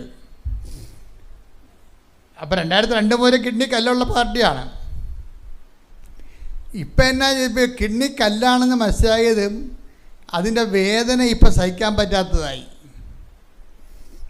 അവളെ ആൾക്കാരെയും കൊണ്ടുവന്ന് ഇവിടെ ഉടമ്പടി എടുപ്പിക്കാൻ വേണ്ടി വരുമ്പോഴും ഇവളുടെ മാതാവിൻ്റെ മുമ്പിൽ നിൽക്കുമ്പോഴും വയറുവേദന സഹിക്കാൻ പറ്റത്തില്ല. അപ്പോൾ വയറുവേദന സഹിക്കാൻ പറ്റാതെ ഇവളാ ഉടമ്പടി വിളക്കിൻ്റെ അടുത്ത് എഴുന്നേച്ച് അമ്മയോട് പറയും, അമ്മേ ഈ കല്ല് എങ്ങനെ കളയണമെന്ന് അമ്മയ്ക്കറിയാം, അത് ഞാൻ വേറെ ഒന്നും പറയണില്ലെന്ന് പറഞ്ഞ് വിളക്കെന്ന് എന്നെ വായിച്ച് വയറെത്തേക്കും അവിടെ. പിന്നെ സ്കാൻ ചെയ്യുമ്പോൾ കല്ലില്ല. അതാണ് വിഷയം. എന്നാൽ വിഷയം എന്ന് വെച്ച് കഴിഞ്ഞാൽ ഈ ആൾക്കാരെ ഇവൾക്ക് എന്നാ ഹോംവർക്ക് കൊടുത്താലും ഇവളത് 100 മാർക്ക് മേടിക്കും. എന്താ കാര്യം? വിശ്വാസ ജീവിതമാണ്, ചെയ്യണ ജോലി അത്തരവാ. ചില വീടുകളിലൊക്കെ ചെല്ലുമ്പോൾ ഉടമ്പടി എന്തുകൊണ്ടാണ് നിന്ന് പോയെന്ന് ഇപ്പോൾ ചില ആൾക്കാർ പറയും, കൊച്ചെ ഉടമ്പടി എടുത്തതാണ്, ഇപ്പോൾ ഉടമ്പടിക്ക് ആശീർവാദം കാണാനില്ലെന്ന്. അപ്പോൾ ഓരോ വീടിൻ്റെ അവസ്ഥ കണ്ടില്ലേ? ഉടമ്പടി എടുത്ത് അപ്പോൾ ഉടമ്പടി ആശീർവാദം കാണാനില്ലെന്ന് പറയുമ്പോൾ തന്നെ എൻ്റെ അർത്ഥം എന്താ? ഉടമ്പടി നിങ്ങൾ ഉഴപ്പുമ്പോൾ തന്നെ ദൈവം ആശീർവാദം എടുത്ത് മാറ്റും. പ്രമാണമല്ലേ അത്? ഈ കന്നുകാലിയെടുത്ത് ഉടമ്പടി ആശീർവാദം എന്നിട്ട് കാര്യമില്ലല്ലോ. ഇത് വയറ്റിപ്പഴപ്പിന് വേണ്ടി ഉടമ്പടി എടുത്ത് ദൈവത്തെ പറ്റിക്കാൻ വന്നിരിക്കുന്ന ജാതിയാണ്. അപ്പോൾ ദൈവത്തെ പറ്റിച്ച് കഴിഞ്ഞാൽ പിന്നെ എന്ത് ചെയ്യും ദൈവം? അപ്പം തന്നെ കാശുരൂപ എടുത്ത് മാറ്റും. അതാണ് ഇവർ പറയണത്, കാശുരൂപം കാണാനില്ലെന്ന്. കാണാനില്ല അല്ല, എടുത്ത് മാറ്റിയതാ. നിങ്ങളിനി അതും കൊണ്ട് ചോദിച്ചുണ്ടാകേണ്ട കാര്യമില്ലല്ലോ. അത് നിങ്ങൾ ദൈവമായിട്ട് എടുത്ത ഉടമ്പടിയുടെ പ്രമാണമാണ് ഈ ഉടമ്പടി കാശുരൂപം എന്ന് പറയണത്. അതിന്മേ തൊട്ട് ആൾക്കാർ വിശ്വാസപ്രമാണം ചൊല്ലിയാണ് പിശാചിനെ വരെ ജയിച്ചിരിക്കുന്നത്. അപ്പം അതുകൊണ്ട് ജീവിക്കുന്ന 10,000 കണക്കിന് മനുഷ്യർ ഇവിടെ ഉണ്ട്. നീ ഇവിടെ വന്ന് എടുക്കേണ്ട ഒരു കാര്യമില്ല. നീ പണ്ട് മുതലേ ദൈവത്തിന് ബിസ്ക്കറ്റ് പോലെ തിന്നു തീർക്കണ ഒരു പിശാച. അതിൻ്റെ പേരിലാണ് നീ ഉടമ്പെടുക്കാൻ വേണ്ടി വന്നിരിക്കുന്നത്, വയറ്റിപ്പഴപ്പിന് വേണ്ടിയാ. അപ്പോൾ ഈ ഒരു മൈൻഡ് സെറ്റ് ഉള്ളത് കാരണം ഉടമ്പടി ദൈവം അപ്പം തന്നെ ഇവിടെ ഉടമ്പടിയിലല്ല. ഉടമ്പടി കൺകറൻ്റ് ഇല്ല ഇവക്ക്. ഇവിടെ വന്ന് എന്തൊക്കെ കാണിച്ചു പോയെന്നല്ലാതെ ഇവളുടെ ഉടമ്പടി ദൈവം അംഗീകരിച്ചിട്ടില്ല. മൊത്തം ആക്ഷേപമാണ് ആ ഉടമ്പടിക്ക്. ഉടമ്പടിയുടെ ആയിട്ടുള്ള ഒരു ദൈവത്തിൻ്റെ അനുസരിച്ച് കോമ്പറ്റൻസി ഉണ്ടാവും. ദൈവം ഞാനുമായിട്ട് ഉടമ്പടി ചെയ്യാൻ ഞാൻ യോഗ്യയാണോ എന്ന് ഒരു ആത്മാർത്ഥതയുള്ള ആൾക്കാർ സ്വന്തമായിട്ടെങ്ങനെ ചിന്തിച്ച് നോക്കും. ആ ഒരു ബോധം പോലും ഇല്ലാത്ത കണ്ടവർക്കാണ് ഉടമ്പടി എടുത്തിരിക്കുന്നത്. Am I a person competent person to deal with in covenant with God. അങ്ങനെ ഒരു ഡീല് കവനൻ്റുമായിട്ട് ദൈവത്തോട് ചെയ്യാൻ ഞാൻ യോഗ്യനാണെന്ന് ഒരു ബോധമുള്ളവൻ, ഒരു 10 പൈസക്ക് ബോധമുള്ളവൻ ചിന്തിക്കത്തില്ലേ?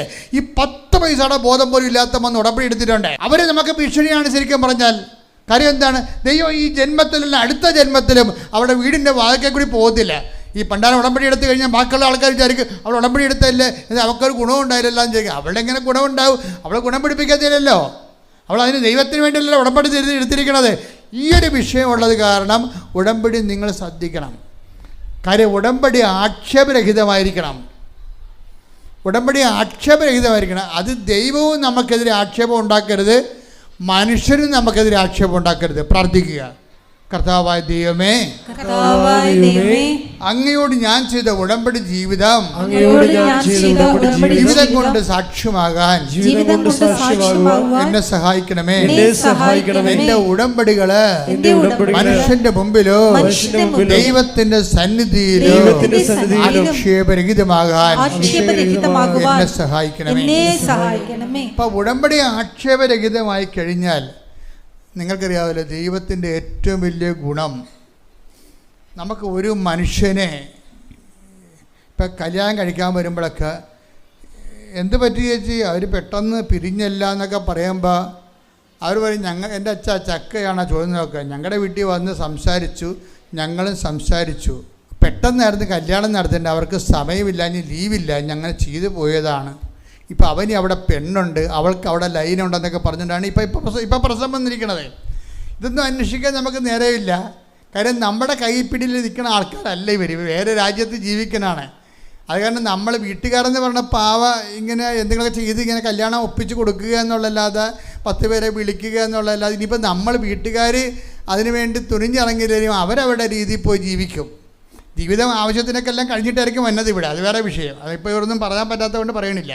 അപ്പോൾ ഇങ്ങനെയുള്ള വിഷയങ്ങളൊക്കെ ഉള്ളത് കാരണം പലപ്പോഴും നമ്മുടെ ജീവിതത്തിലെ ഉടമ്പടിയോട് വിശ്വസ്തത കാണിക്കാൻ നമുക്ക് പറ്റാതെ വരും. കാര്യം എന്താ?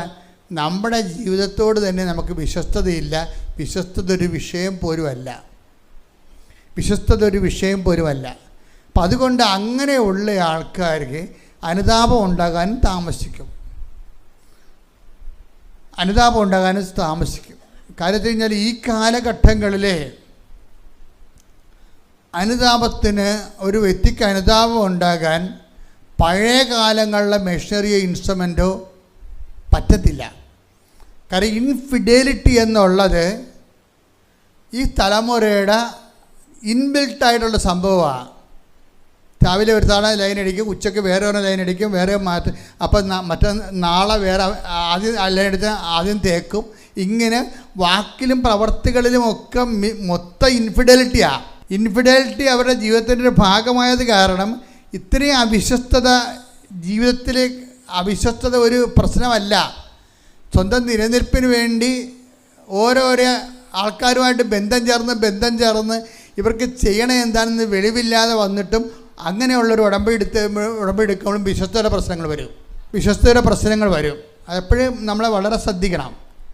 ഒന്ന് പ്രാർത്ഥിച്ചേ. കർത്താവായ ദൈവമേ, വിശ്വാസത്തെക്കാൾ ഉപരി വിശ്വസ്തതയാണ് ഉടമ്പടിയുടെ മുഖമുദ്രയെന്ന് മനസ്സിലാക്കി എന്റെ അനുതാപങ്ങളെ വിശ്വസ്തതയെ അടിസ്ഥാനപ്പെടുത്തിക്കൊണ്ട് അനുതാപം നൽകുന്നതിനായി എന്നെ അഭിഷേകം ചെയ്യണമേ. ശ്രദ്ധിക്കട്ടെ. ഹല്ലേലൂയ. യേശുവേ നന്ദി. ഹല്ലേലൂയ ഹല്ലേലൂയ ഹല്ലേലൂയ.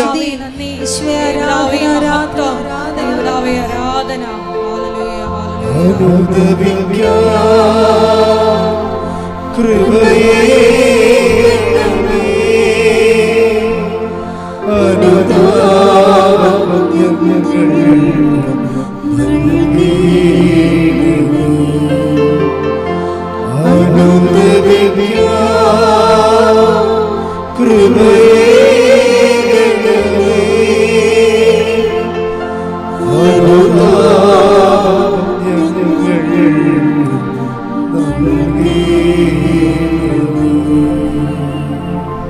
പരിശുദ്ധ പരമ ദിവ്യകാരുണ്യത്തിന് ആരാധനയും സ്തുതിയും പുകഴ്ചയും ഉണ്ടായിരിക്കട്ടെ. പരിശുദ്ധ പരമ ദിവ്യകാരുണ്യത്തിന് നേരവും ആരാധനയും സ്തുതിയും പുകഴ്ചയും ഉണ്ടായിരിക്കട്ടെ. അപ്പോൾ ഇവരുടെ മൂന്നാമത്തെ നിയോഗം എന്താണെന്നറിയാവോ? മൂന്നാമത്തെ നിയോഗം ഉടമ്പടിയിലെ കാരുണ്യ പ്രവർത്തികൾ മുടങ്ങിപ്പോയ ആൾക്കാരെ കാരുണ്യ പ്രവർത്തിയിലേക്ക് തിരിച്ചു കൊണ്ടുവരണതാണ്. നിയോഗങ്ങൾ കേട്ടില്ലേ? അതായത് ഇവിടെ മൂന്നാമത്തെ നിയോഗം, ആദ്യത്തെ നിയോഗം എന്തായിരുന്നു? ഉടമ്പടി എടുക്കാത്ത എടുപ്പിക്കുക. രണ്ടാമത്തെ നിയോഗം എന്തായിരുന്നു? ഉടമ്പടി വീണ് പോയവരെ താങ്ങി നിർത്തുക. മൂന്നാമത്തെ നിയോഗം എന്താണ്? ഉടമ്പടിയിലെ കാരുണ്യ പ്രവർത്തികളില്ലാത്തവരെ കണ്ടുപിടിച്ചുകൊണ്ട് അവരെ കൊണ്ട് കാരുണ്യ പ്രവൃത്തി ചെയ്യിക്കുക. അതിനെ വീട്ടിൽ പോയി കുത്തിരിക്കണേ ഓരോരുത്തൻ്റെ. എങ്ങനെയാണ് കാരുണ്യ പ്രവൃത്തി ചെയ്യണത്? കാരുണ്യ പ്രവൃത്തി ചെയ്യാൻ വേണ്ടി ഒരു പ്രോജക്റ്റ് ഉണ്ടാക്കി കൊടുക്കുകയാണ് അവർക്ക്. എന്താ പ്രോജക്റ്റ്? ഒരു വീട് ജപ്തി വന്ന് അത് മൊത്തം പോയി. ജപ്തി വന്ന് അവർ മൊത്തം പോയി. ആ വീട് ജപ്തി ചെയ്ത് പോയി. പിന്നെ എന്താണ്? അവർ ടർപ്പോളെ താഴെ താമസിക്കണം ഇപ്പോൾ ഒരു വീട്ടുകാർ. അപ്പോൾ അതൊരു പ്രോജക്റ്റായിട്ട് ഇവർ എടുത്ത് ആ ചേച്ചിക്ക് എന്താണ് അവിടെ യൂട്രസ് ഇറങ്ങിക്കൊണ്ടിരിക്കുകയാണ്. എന്തൊരു കഷ്ടമാണ് മനുഷ്യൻ അനുഭവിക്കണമെന്ന് നോക്കിയേ. ജപ്തി വന്ന് അവർ മഴയത്തായിപ്പോയി. അവൻ്റെ താമസിച്ചിട്ടും അവരുടെ യൂട്രസ് ഇറങ്ങി ബ്ലീഡിങ് ആയി. അപ്പോൾ ഇവർ അവിടെ ചെന്ന് അങ്ങനെ ആ കുടുംബത്തെ കണ്ടുപിടിച്ചിട്ട് എന്ത് ചെയ്ത്, ഈ കാരുണ്യ പ്രവൃത്തി ചെയ്യാത്ത ആൾക്കാരെല്ലാം വീട്ടിൽ പോയിട്ട് ഉടമ്പടി എടുത്തിട്ടുണ്ട്. കാരുണ്യ പ്രവൃത്തി ഇല്ല, അവർക്ക് അറിയത്തില്ല എന്താണെന്ന്. കാര്യം മോളിൽ പോയിരുന്ന് ഉറങ്ങിയ പാർട്ടി ആയിരിക്കും. അതാണ് വിഷയം. അവിടെ നിന്നുണ്ട് മൊബൈലൊക്കെ ഞാൻ ഇടയ്ക്ക് ചിലപ്പോൾ ഈ പുതുക്കാൻ വേണ്ടി പോയിരിക്കുന്ന സ്ഥലത്ത് കൂടി നമ്മൾ ഒന്ന് പോയി നോക്കിയേ. അവിടെ പോയിരുന്നുണ്ട് ഈ മൊബൈലൊക്കെ നോക്കിക്കൊണ്ടിരിക്കുകയാണേ കുറേ പേര്. അതാണ് അതൊക്കെ കാണുമ്പോൾ അറിയാൻ പറ്റൂ. കാര്യം അങ്ങനെ കുറേ പേരുണ്ട്. ഈ പുതുക്കാൻ പോണ പാട്ടി വെച്ച് മൊബൈൽ നോക്കിക്കൊണ്ടിരിക്കും. ചില ആൾക്കാർ ഉറങ്ങിക്കൊണ്ടിരിക്കും. അപ്പോൾ എനിക്ക് കാണുമ്പോൾ ചിരി വരും. എന്താ കാര്യം? വെറുതെ വീട്ടിലിരുന്ന് പണി പഠിക്കണവരെ ഇവിടെ വന്ന് മറ്റുള്ളവർക്ക് ഉതപ്പുണ്ടാക്കി അതിൻ്റെ കൂടി എക്സ്ട്രാ പണിയും മേടിച്ചുകൊണ്ടിരിക്കുന്ന അവിടെ ഈ പാർട്ടിയാണ്. ഈ കാരുണ്യ പ്രവൃത്തി മുടങ്ങിക്കഴിഞ്ഞാൽ അപ്പം തന്നെ ഉടമ്പടി കട്ടാകുമല്ലോ. അവൻ പറയണ പോലെ ചെയ്തോളാമെന്നാണല്ലോ പറഞ്ഞിരിക്കുന്നത്. അവൻ പറഞ്ഞ കാര്യം മുഴുവൻ കാരുണ്യ പ്രവൃത്തിയാണല്ലോ. ഞാൻ രോഗിയായിരുന്നു, നിങ്ങളെന്നെ സന്ദർശിച്ചു. ഞാൻ നഗ്നനായിരുന്നു, നിങ്ങളെന്നെ ഉടുപ്പിച്ചു. ഞാൻ കരഗ്രഹവസ്ഥയായിരുന്നു, നിങ്ങളെന്നെ സന്ദർശിച്ചു. അതെല്ലാം അവൻ പറയണ പോലെ ചെയ്യണതെല്ലാം കാരുണ്യ പ്രവൃത്തിയാണ്. ആ കാരുണ്യ പ്രവൃത്തി ചെയ്യാതെ ഇരിക്കുമ്പോൾ തന്നെ ഓട്ടോമാറ്റിക്കായിട്ട് ഉടമ്പടി പോവുകയില്ല. അപ്പം തന്നെ പിന്നെ പതുക്കെ അവസാനം മാത്രമേ ഈ ബ്രെയിൻ ഡെത്ത് പോലെയാണ് വരണത്. ഉടമ്പടിക്ക് ആശീർവം പോയാൽ ഓർക്കണം എന്താണ്? ബ്രെയിൻ ഡെത്തായെന്ന് നടക്കണം. എല്ലാം അവസാനം മരിക്കണം. എല്ലാ അവയവങ്ങളും നമ്മൾ മരിക്കുമ്പോൾ ആദ്യം മരിക്കണത് എന്തായിരിക്കും? കാലായിരിക്കും മരിക്കണത് അല്ലേ? വൈദ്യശാസ്ത്രത്തിൽ അറിയാം, ഡോക്ടർമാർക്ക് ഉണ്ടല്ലോ ഇവിടെ. ആദ്യം മരിക്കണത് കാലാണ്. കാല് മരിച്ചു കഴിയുമ്പോൾ തന്നെ പിന്നീട് കുറച്ച് ഭാഗങ്ങളായിട്ട് മരിച്ച് ഹൃദയം നിന്ന് അവസാനം 10 മിനിറ്റോളം ബ്രെയിനിൽ കറണ്ട് ഉണ്ടാകും. അവസാനം ബ്രെയിനും മരിക്കും. ഇങ്ങനെയാണ് മനുഷ്യൻ മരിച്ചു തീരണമെന്ന് വിചാരിക്കണത്. അപ്പം അതുപോലെ തന്നെ കാല് മരിക്കുമ്പോൾ തന്നെ ഓർക്കുക, കാരുണ്യ പ്രവൃത്തി പോയി. കാലില്ലാതെ കാരുണ്യ പ്രവൃത്തി ഇല്ലല്ലോ. എവിടെയെങ്കിലും പോകണ്ടേ? ഞാൻ ഈ സന്ദർശിക്കാൻ പോകണമെങ്കിൽ രോഗികളെ സന്ദർശിക്കണ്ടേ? അപ്പോൾ രോഗികളെ സന്ദർശിച്ചിട്ട് കുറേ നാളായെന്ന് കേൾക്കുമ്പോൾ തന്നെ എൻ്റെ അർത്ഥം എന്താണ്? സന്ദർശനവും സഞ്ചാരവും ഒന്നുമില്ല, കാല് മരിച്ചു. ഉടമ്പടി മരിക്കണം. കാരുണ്യ പ്രവൃത്തി മരിച്ചാൽ കാല് മരിച്ച പോലെയാകും. ഒരു വ്യക്തിയുടെ ജീവിതത്തിൽ ആദ്യം മരിക്കുന്നത് കാലാണ്. കാരുണ്യ പ്രവൃത്തി മരിച്ചു കഴിഞ്ഞാൽ ഒരു മനുഷ്യൻ സഞ്ചാരിച്ച് മറ്റ് സ്ഥലങ്ങളിൽ കർത്താവെല്ലാം കാല് വെച്ചാൽ സംസാരിച്ചിരിക്കണത്. ഞാൻ കാരാഗ്രഹവാസിയായിരുന്നു, നിങ്ങൾ എന്നെ സന്ദർശിക്കണമെങ്കിൽ എന്ത് വേണം? കാല് വേണ്ടേ? അല്ലേ? ഞാൻ രോഗിയായിരുന്നു, നിങ്ങളെന്നെ സന്ദർശിച്ചു. അപ്പോൾ അതെല്ലാം നമ്മൾ ചെന്ന് ചെയ്യേണ്ട കാര്യങ്ങളാണ്. ചെന്ന് ചെയ്യണില്ല, വെറുതെ പ്രത്യക്ഷ പ്രാർത്ഥന ചൊല്ലി വീട്ടിൽ ഇരിക്കണമെങ്കിൽ അരക്ക് താഴെ തളർന്ന് കിടക്കണ ഈ പിശാച്. ഉടമ്പടി എടുക്കേണ്ട കാര്യമില്ല, ചെയ്യേണ്ട കാര്യമില്ല. നിങ്ങൾ വെറുതെ വിശ്വാസ പ്രമാണവും പ്രത്യക്ഷ പ്രാർത്ഥന ചൊല്ലി വീട്ടിൽ ഇരിക്കണമെങ്കിൽ അരക്ക് താഴെ തളർന്ന് കിടക്കുകയാണ്. നിങ്ങൾ കറക്റ്റ് ചെയ്തില്ല എന്നുണ്ടെങ്കിൽ ഈ ഉടമ്പടി നിങ്ങൾക്ക് തിരിഞ്ഞു കുത്താൻ തുടങ്ങും. പ്രാർത്ഥിക്കുക, കർത്താവായ ദൈവമേ, സുവിശേഷ ശുശ്രൂഷകള് അങ്ങയോട് പറഞ്ഞതുപോലെ അങ്ങയുടെ സ്നേഹത്തിന്റെ സാക്ഷ്യമായി ചെയ്യാൻ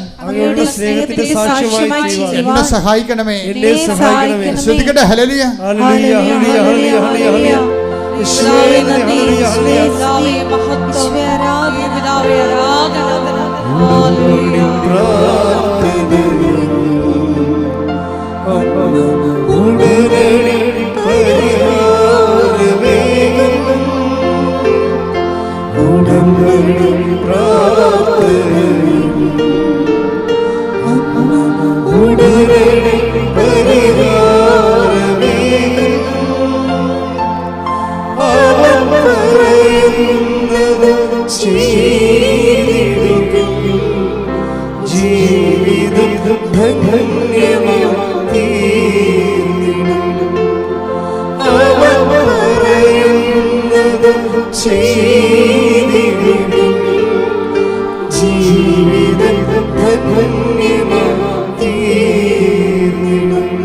പരിശുദ്ധ പരമ ദിവ്യകാരുണ്യത്തിന് അപ്പൊ ഇങ്ങനെ ഓരോ വീടുകളിലൊക്കെ ചെല്ലുമ്പോൾ ചില വീടുകളിൽ ഇപ്പം ഈ ചില വീടുകളിൽ ചെല്ലുമ്പോൾ കാരുണ്യ പ്രവൃത്തി ഇല്ലെന്ന് പറഞ്ഞില്ലേ. അപ്പോൾ ഈ സിന്ധു ചെല്ലുമ്പോൾ ഈ കാരുണ്യ പ്രവൃത്തി ഇല്ലാത്ത ആൾക്കാർക്ക് കാരുണ്യ പ്രവൃത്തി ചെയ്യാനുള്ള വകുപ്പ് കാണിച്ചു കൊടുക്കും. അപ്പോൾ ഈ ബ്ലീഡിങ്ങൊക്കെ പറഞ്ഞ ആളില്ലേ, അവരാ ഷെഡ് കെട്ടിക്കൊടുത്ത ഇവരാണ്. പിന്നെ ഒരു കൂട്ടായ്മ ഉണ്ടാക്കിയിട്ട് അവിടെ പിരിവിട്ടിട്ട് ഇവർക്ക് ആശുപത്രി പോകാനുള്ള പൈസ കൊടുക്കാം. അല്ല, ഞങ്ങളെവിടെ പോകാനാണ്? എവിടെയാണ് ആശുപത്രി? ഗവൺമെൻറ് ആശുപത്രി എവിടെയാണെന്ന്. ഈ സാധനത്തിന് വേറെ എല്ലാ സ്ഥലവും അറിയാം. നാട്ടിൽ ഉടമ്പെടുക്കുമ്പോൾ എവിടെ പോകണം? ആശുപത്രി പോകണം. ഏത് ആശുപത്രി? ഗവൺമെൻറ് ആശുപത്രി. നമ്മുടെ നാട്ടിൽ ഗവൺമെൻറ് ആശുപത്രി ഉണ്ടാ? എന്തും ഓരോ ജന്മങ്ങൾ വരുന്നതേ ഭയങ്കര കഷ്ടമാണ്. ഒരു മനുഷ്യനെ മറ്റു മനുഷ്യന്മാരെക്കുറിച്ച് ഒരു വിവരവും ഇല്ലാത്ത കുറേ ജന്മങ്ങൾ. ഞാൻ പറഞ്ഞ കുറേ ആൾക്കാരിങ്ങനെ ഈ കുഞ്ഞ് പിള്ളേരൊക്കെ ഇപ്പോൾ കയറി പോകണല്ല. അപ്പം ഞാൻ ചിലതിങ്ങളെ കാണുമ്പോൾ എനിക്കറിയാം, ഇതുങ്ങൾക്ക് മനുഷ്യന്മാർ നമ്മുടെ അയൽവാസികളായിട്ട് താമസിക്കുന്ന ആരാണെന്ന് പോലും ഇതുങ്ങൾക്ക് അറിയത്തില്ല. ഇതുങ്ങൾ ഈ രാജ്യം വിട്ട് പോണത് തന്നെ നല്ലതാണ്. കാര്യം ഈ രാജ്യത്തിന് ബാധ്യതയാണ്. എന്താ കാര്യം? ഈ സ്വന്തം നാട്ടിൽ താമസിക്കുന്നത് ആരാണ്? സ്വന്തം ബന്ധുക്കളെ പോലും അറിയാൻ പറ്റില്ല, കൂട്ടുകാരെ അറിയാൻ പറ്റും. അത് വാട്സപ്പുള്ള കാരണം കുത്തിയിരുന്നോണ്ട് കൂട്ടുകാരെ വിളിക്കും. സ്വന്തം എടി അമ്മ പേരമ്മേണ്ടി വന്നത്. ആ പേരമ്മയാണ്. എന്നാണ് പേരമ്മയായതെന്ന് അമ്മ പറയുന്നത്. അമ്മയുടെ അനിയത്തി വരുമ്പോഴേ എടി പേരമ്മേണ്ടി വന്നത് ആണ്. ശ്രുതി പറ. ശ്രുതി ശരി തീർന്നു. പിന്നെ പേരമ്മ പോയി, അവൾ മൊബൈൽ നോക്കിക്കൊണ്ടിരിക്കും. ഈ സാധനം രാജ്യം വിട്ട് പോകണമാണ് നല്ലത്. ഇവിടെ കിടന്നിട്ട് വല്ല കാര്യമൊന്നുമില്ല. ഈ രാജ്യത്തിന് ഒരു മൂല്യമുണ്ട്. സാംസ്കാരിക മൂല്യമുണ്ട്, ഒരു സംസർഗ ബോധമുണ്ട്. ഈ രണ്ട് സാധനം ഇല്ലാത്ത സംഭവങ്ങളൊക്കെ പാസ്പോർട്ട് എടുത്ത് പോകണം. പോയവരെല്ലാവരും അങ്ങനെയാണെന്നല്ല ഞാൻ പറയണത്. പക്ഷേ പോയതിൻ്റെ 10% ഈ ടൈപ്പാണ്. മനുഷ്യത്വമില്ലാതെ മനുഷ്യന്മാരെ തമ്മിൽ അറിയാതെ ഈ ആൾക്കാർ ഉടമ്പടി എടുത്തിട്ട് എന്ത് കാണിക്കുമെന്ന് നിങ്ങൾ വിചാരിക്കണേ? കാര്യം ഉടമ്പടി എന്ന് പറഞ്ഞാൽ മനുഷ്യനെ അറിയണ പദ്ധതിയാണ്. മനുഷ്യന്മാരെ കണ്ടിട്ട് ഇവർ കണ്ടില്ലേ സിന്ധു ചെയ്ത കാര്യങ്ങൾ എന്താണ്? അവരെ പോയിട്ട് അവരുടെ ബ്ലീഡിങ് മനസ്സിലാക്കിയിട്ട് അതിന് അവർക്ക് ട്രീറ്റ് ചെയ്യാൻ പൈസ ഇല്ലാഞ്ഞിട്ട് ചുറ്റും നടന്ന് കാരുണ്യപ്രവൃത്തി ചെയ്യാത്ത ആൾക്കാരെല്ലാം കണ്ടുപിടിച്ചിട്ട് അവർക്ക് അപ്പോൾ ഒരു വെടിക്ക് 2 പക്ഷിയാണ്. ഒരു കാരുണ്യപ്രവൃത്തി ചെയ്യുകയും ചെയ്തിരുന്ന കാരുണ്യപ്രവൃത്തി ചെയ്യാത്തവർക്ക് ചെയ്യാനുള്ള ഒരു അവസരവും ഉണ്ടാക്കി കൊടുത്തിരിക്കുകയാണ്. അപ്പോൾ ഇതിന് രസമുണ്ട്. ഇനി കുറച്ച് കഴിഞ്ഞപ്പോൾ ഇവർക്ക് കരളിന് തടി. ഇതിങ്ങനെ ഈ രാജ്യം വിട്ട് പോണത് തന്നെ നല്ലതാണ്. കാര്യം ഈ രാജ്യത്തിന് ബാധ്യതയാണ്. എന്താ കാര്യം? ഈ സ്വന്തം നാട്ടിൽ താമസിക്കുന്നത് ആരാണ്? സ്വന്തം ബന്ധുക്കളെ പോലും അറിയാൻ പറ്റില്ല, കൂട്ടുകാരെ അറിയാൻ പറ്റും. അത് വാട്സപ്പുള്ള കാരണം കുത്തിയിരുന്നോണ്ട് കൂട്ടുകാരെ വിളിക്കും. സ്വന്തം എടി അമ്മയെ പേരമ്മേണ്ടി വന്നത്, ആ പേരമ്മയാണ്, എന്നാണ് പേരമ്മയായതെന്ന്. അമ്മ അനിയത്തി വരുമ്പോഴേ എടി പേരമ്മേണ്ടി വന്നത് ആണ്, ശ്രുതി പറ, ആ ശ്രുതി, ആ ശരി, തീർന്നു. പിന്നെ പേരമ്മ പോയി, അവൾ മൊബൈൽ നോക്കിക്കൊണ്ടിരിക്കും. ഈ സാധനം രാജ്യം വിട്ടു പോകണമാണ് നല്ലത്. ഇവിടെ കിടന്നിട്ട് വല്ല കാര്യമൊന്നുമില്ല. ഈ രാജ്യത്തിന് ഒരു മൂല്യമുണ്ട്. ഫൈറ്റാണ് ശരിക്കും പറഞ്ഞാൽ. ഈ ഉടമ്പടി എന്ന് പറയുന്നത് ദൈവമായിട്ടൊരു ഫൈറ്റാണ്. കരളിന് തടിപ്പ് വന്നു. അപ്പോൾ ഡോക്ടറിനെ കാണാൻ പോയി. ഇവരുടെ ആങ്ങളെ കരളിന് തടിപ്പ് വന്നിട്ട് ലിവർ ഫാറ്റി ലിവർ ഉണ്ടായിട്ട് ഫാറ്റി ലിവർ സിറോസിസായി, സിറോസിസ് ക്യാൻസറായി മരിച്ച ആളാണ്. അപ്പോഴേ ഇവൾക്കും വർഷങ്ങളായിട്ട് ഫാറ്റി ലിവർ ഉണ്ട്. അപ്പോൾ ചില ആൾക്കാർ ഫ്ലാറ്റി ലിവർ ഉണ്ടെങ്കിൽ ഡയറ്റൊക്കെ നോക്കാതെ പിന്നെയും കൊഴുപ്പും മണ്ണാങ്കട്ടൊക്കെ വരച്ച് കയറ്റിയാണ് പിന്നെയും കുഴപ്പം ഉണ്ടാക്കുന്നത്. നിങ്ങൾ ഈ കേരളത്തിലുള്ള ഒരു 90% ആൾക്കാർക്ക് ഫാറ്റി ലിവർ ഉണ്ട് കേട്ടോ. അപ്പോൾ ടെസ്റ്റ് ചെയ്യണത് നല്ലതായിരിക്കും. ഒന്നും ടെസ്റ്റ് ചെയ്യത്തില്ല. എന്തിനാണ് ടെസ്റ്റ് ചെയ്താൽ വല്ലതൊക്കെ പിന്നെ ഭക്ഷണം കഴിക്കേണ്ടെന്ന് പറയത്തില്ലേ? അതുകൊണ്ട് ഭക്ഷണം വരച്ച് കെട്ടാൻ വേണ്ടി ടെസ്റ്റ് ചെയ്യത്തില്ല, അവസാനം ഇരുന്ന് ചത്തുപോകും. അതല്ലേ സംഭവിക്കണത്. പോയി ടെസ്റ്റ് ചെയ്യണം. എനിക്ക് കിഡ്നിയുടെ ടെസ്റ്റ് ഉണ്ടെന്ന് എങ്ങനെയൊക്കെ എനിക്ക് അസുഖം ഉണ്ടെന്ന് എങ്ങനെ മനസ്സിലായി? എന്നോട് പരിശുദ്ധാത്മ പറഞ്ഞ് എടാ പോയി ടെസ്റ്റ് ചെയ്യണമെന്ന് പറഞ്ഞ് ഞാനെന്ത് ചെയ്യും? ഞാനെല്ലാം 3 മാസം കൂടുമ്പോഴും വെറുതെ പോയി ടെസ്റ്റ് ചെയ്യും. ഒരു കുഴപ്പമില്ലേ? ഒരു പ്രാവശ്യം ടെസ്റ്റ് ചെയ്തപ്പോൾ ക്രിയാറ്റിൻ കൂടി. ഡോക്ടർ പറഞ്ഞ് ക്രിയാറ്റിൻ കൂടിയിട്ടുണ്ടെന്ന് പറഞ്ഞ്. ഞാൻ അന്ന് ടെസ്റ്റ് ചെയ്യാമെങ്കിൽ ഇത് ഞാൻ ഉണ്ടാകത്തില്ല ഇവിടെ. അപ്പോൾ ദൈവം തന്നിരിക്കുന്ന സംവിധാനങ്ങൾ നമ്മൾ ഉപയോഗിക്കണം. ദൈവം തന്നിരിക്കുന്ന സംവിധാനം ഉപയോഗിക്കണം. പിന്നെ ഈ ഭക്ഷണം മുടക്കണം എന്നൊക്കെ പറഞ്ഞാൽ വലിയ ആനക്കാര്യമൊന്നുമല്ല.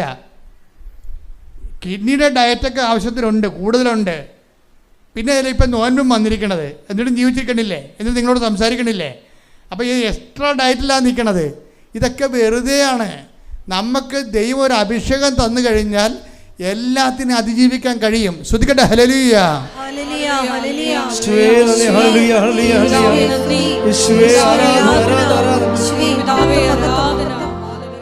എന്ന് പറഞ്ഞ് ദൈവമായിട്ട് നമ്മളീ പകുതി ദൈവം ഉണ്ടാകാം, ചിലപ്പോൾ ഇല്ലായിരിക്കാം, ഉണ്ടെങ്കിൽ ദൈവത്തിന് കൊള്ളാം. അങ്ങനെയാണ് ചില ആൾക്കാരിരിക്കണത്. ചില ആൾക്കാരുടെ ഉള്ളിൽ വിശ്വാസം ഇല്ലേ? ഒരാവശ്യം നമ്മൾ പ്രാർത്ഥിച്ച് നോക്കാം, ഒന്ന് അവിടം വരെ പോയി നോക്കാം, ഒന്ന് പഠിക്കാൻ വരെ പോകാം, എങ്ങാനും ബിരിയാണി കൊടുത്താലാന്ന് പറഞ്ഞുകൊണ്ട് കുറേ ആൾക്കാർ ഉടമ്പടി എടുത്തിട്ടുണ്ട്. നാട്ടുകാർക്ക് അനുഗ്രഹം കിട്ടി സാക്ഷ്യം പറഞ്ഞപ്പോൾ അവനും അവളൊക്കെ സാക്ഷ്യം പറഞ്ഞില്ലേ, ചിലപ്പോൾ എനിക്കും കിട്ടാൻ സാധ്യതയുണ്ട്. അവളെന്ത് പോക്കാണെന്ന് എനിക്കറിയാം, എന്നിട്ട് അവൾക്ക് ഉടമ്പടി സാക്ഷ്യം കിട്ടിയില്ലേ. അപ്പം എനിക്കും ഉടമ്പടി സാക്ഷ്യം കിട്ടുമെന്ന് പറഞ്ഞ വലിയ ആൾക്കാരുണ്ട്. ഇങ്ങനെയൊന്നും അല്ല സംഭവം. ഉടമ്പടിയിൽ ദൈവവുമായിട്ട് ഒരു പേഴ്സൺ ടു പേഴ്സൺ ആയിട്ടുള്ളൊരു ബന്ധങ്ങൾ വന്നായി കഴിഞ്ഞാൽ ദൈവത്തിന് തോന്നണം. എൻ്റെ മക്കളെ, ദൈവം ആക്ഷേപം ഉന്നയിക്കാതിരുന്നാൽ പിന്നെ മനുഷ്യന് ആക്ഷേപം. നമ്മൾ മനുഷ്യന്മാരെ ഒത്തിരി വലിയതായിട്ട് കണക്കാക്കാതെ നമ്മുടെ ഉടമ്പടിയുടെ പുറത്ത് ദൈവം ആക്ഷേപം ഉന്നയിക്കാതിരുന്നാൽ മതി. എന്നാൽ പിന്നെ മനുഷ്യൻ ഉന്നയിക്കത്തില്ലെന്ന് ഉറപ്പല്ലേ? അല്ലേ? കർത്താവ് കുറ്റം വിധിക്കാത്തവന് ആരെ കുറ്റം വിധിക്കാൻ പറ്റും? Take the word of God. സ്തുതിക്കട്ടെ. ഹല്ലേലൂയ, ഹല്ലേലൂയ, ഹല്ലേലൂയ. യേശുവേ നന്ദി, യേശുവേ സ്തുതി, യേശുവേ ആരാധന, ആരാധന, ആരാധന, ആരാധന. ഹല്ലേലൂയ, ഹല്ലേലൂയ, ഹല്ലേലൂയ, ഹല്ലേലൂയ. യേശുവേ നന്ദി, യേശുവേ സ്തുതി, യേശുവേ ആരാധന, ആരാധന, ആരാധന, ആരാധന. യേശുവേ നന്ദി, യേശുവേ നന്ദി, യേശുവേ സ്തുതി. പരിശുദ്ധ പരമ ദിവ്യകാരുണ്യത്തിന് നേരവും ആരാധനയും സ്തുതിയും പുകഴ്ചയും ഉണ്ടായിരിക്കട്ടെ. റോമ 4:8. കർത്താവ് കുറ്റം ചുമത്താത്തവൻ ഭാഗ്യവാൻ. Praise the Lord. അതാണ് വിഷയം. ആക്ഷേപം എന്ന് പറയുമ്പോൾ നമ്മൾ പ്രാധാന്യം കൊടുക്കേണ്ടത് ദൈവത്തിനാണ്. ദൈവം നമ്മുടെ മേൽ ആക്ഷേപം ഉന്നയിക്കണില്ല എന്നുണ്ടെങ്കിൽ നമ്മൾ സേഫ് കോർണറിലാണ്, ശരിക്കും പറഞ്ഞാൽ സുരക്ഷിത മേഖലയിലാണ്. അപ്പോൾ എപ്പോഴും നമ്മൾ ശ്രദ്ധിക്കേണ്ട ഇതാണ്. അതുകൊണ്ടാണ് ഞാൻ നിങ്ങളോട് 2 ആഴ്ച കുടുംബ കുമ്പസാരിക്കണം. ഇത് അക്രൈസ്തവർ ഉടമ്പടി എടുത്തിട്ടുണ്ടെങ്കിൽ അവരും മനസ്സാക്ഷിക്കനുസരിച്ച് ദൈവം നിങ്ങളുടെ മേൽ കൈ ചൂണ്ടാതിരിക്കാൻ വേണ്ടി നിങ്ങൾ ശ്രദ്ധിക്കണം, വിശുദ്ധിയോടെ ജീവിക്കണം എന്ന് ഞാൻ പറഞ്ഞതിൻ്റെ കാരണം അതാണ്. അത് കാരണം എന്ന് വെച്ച് കഴിഞ്ഞാൽ നിങ്ങളുടെ ഉടമ്പടിയിൽ ദൈവം ആക്ഷേപം ഉന്നയിക്കരുത്. ഇപ്പം നമ്മൾ പ്രമാണം ചെയ്യത്തില്ലേ, അല്ലേ? വസ്തുക്കളൊക്കെ പ്രമാണം ചെയ്യത്തില്ലേ? പ്രമാണം ചെയ്ത് കഴിഞ്ഞാൽ ഉടനെ നമ്മൾക്ക് അതിൽ വസ്തുക്കൾ ചിലപ്പോൾ ഒരു കോടിക്ക് അല്ലെങ്കിൽ 50 ലക്ഷത്തിനൊക്കെ നമ്മൾ വസ്തു മേടിക്കും, അവിടെ രജിസ്റ്ററും ചെയ്യും. പക്ഷേ എന്താ ഒരു കുഴപ്പമുള്ളത്? 20 ദിവസത്തേക്ക് ആ പ്രമാണം നമുക്ക് തരത്തില്ല. അവർ 20 ദിവസം കഴിഞ്ഞേ തരത്തുള്ള ആ പ്രമാണം രജിസ്റ്റർ കച്ചേരിയിൽ നിന്ന്. എന്താ കാര്യം? നിങ്ങളീ പറഞ്ഞിരിക്കുന്നതിൻ്റെ പിന്നിൽ ആരും ആക്ഷേപം ഉന്നയിക്കരുത്. നാട്ടുകാർക്ക് ഇതിൻ്റെ അകത്ത് ഈ പ്രമാണത്തിൽ പറഞ്ഞിരിക്കുന്നത് തെറ്റാണ്, ഞങ്ങളുടെ വസ്തുവാണ് അവർ എടുത്തിരിക്കണമെന്ന് പറയരുത്. ഞങ്ങളുടെ വസ്തുവാണ് അവർ എടുത്തിരിക്കണമെന്ന് പറയരുത്.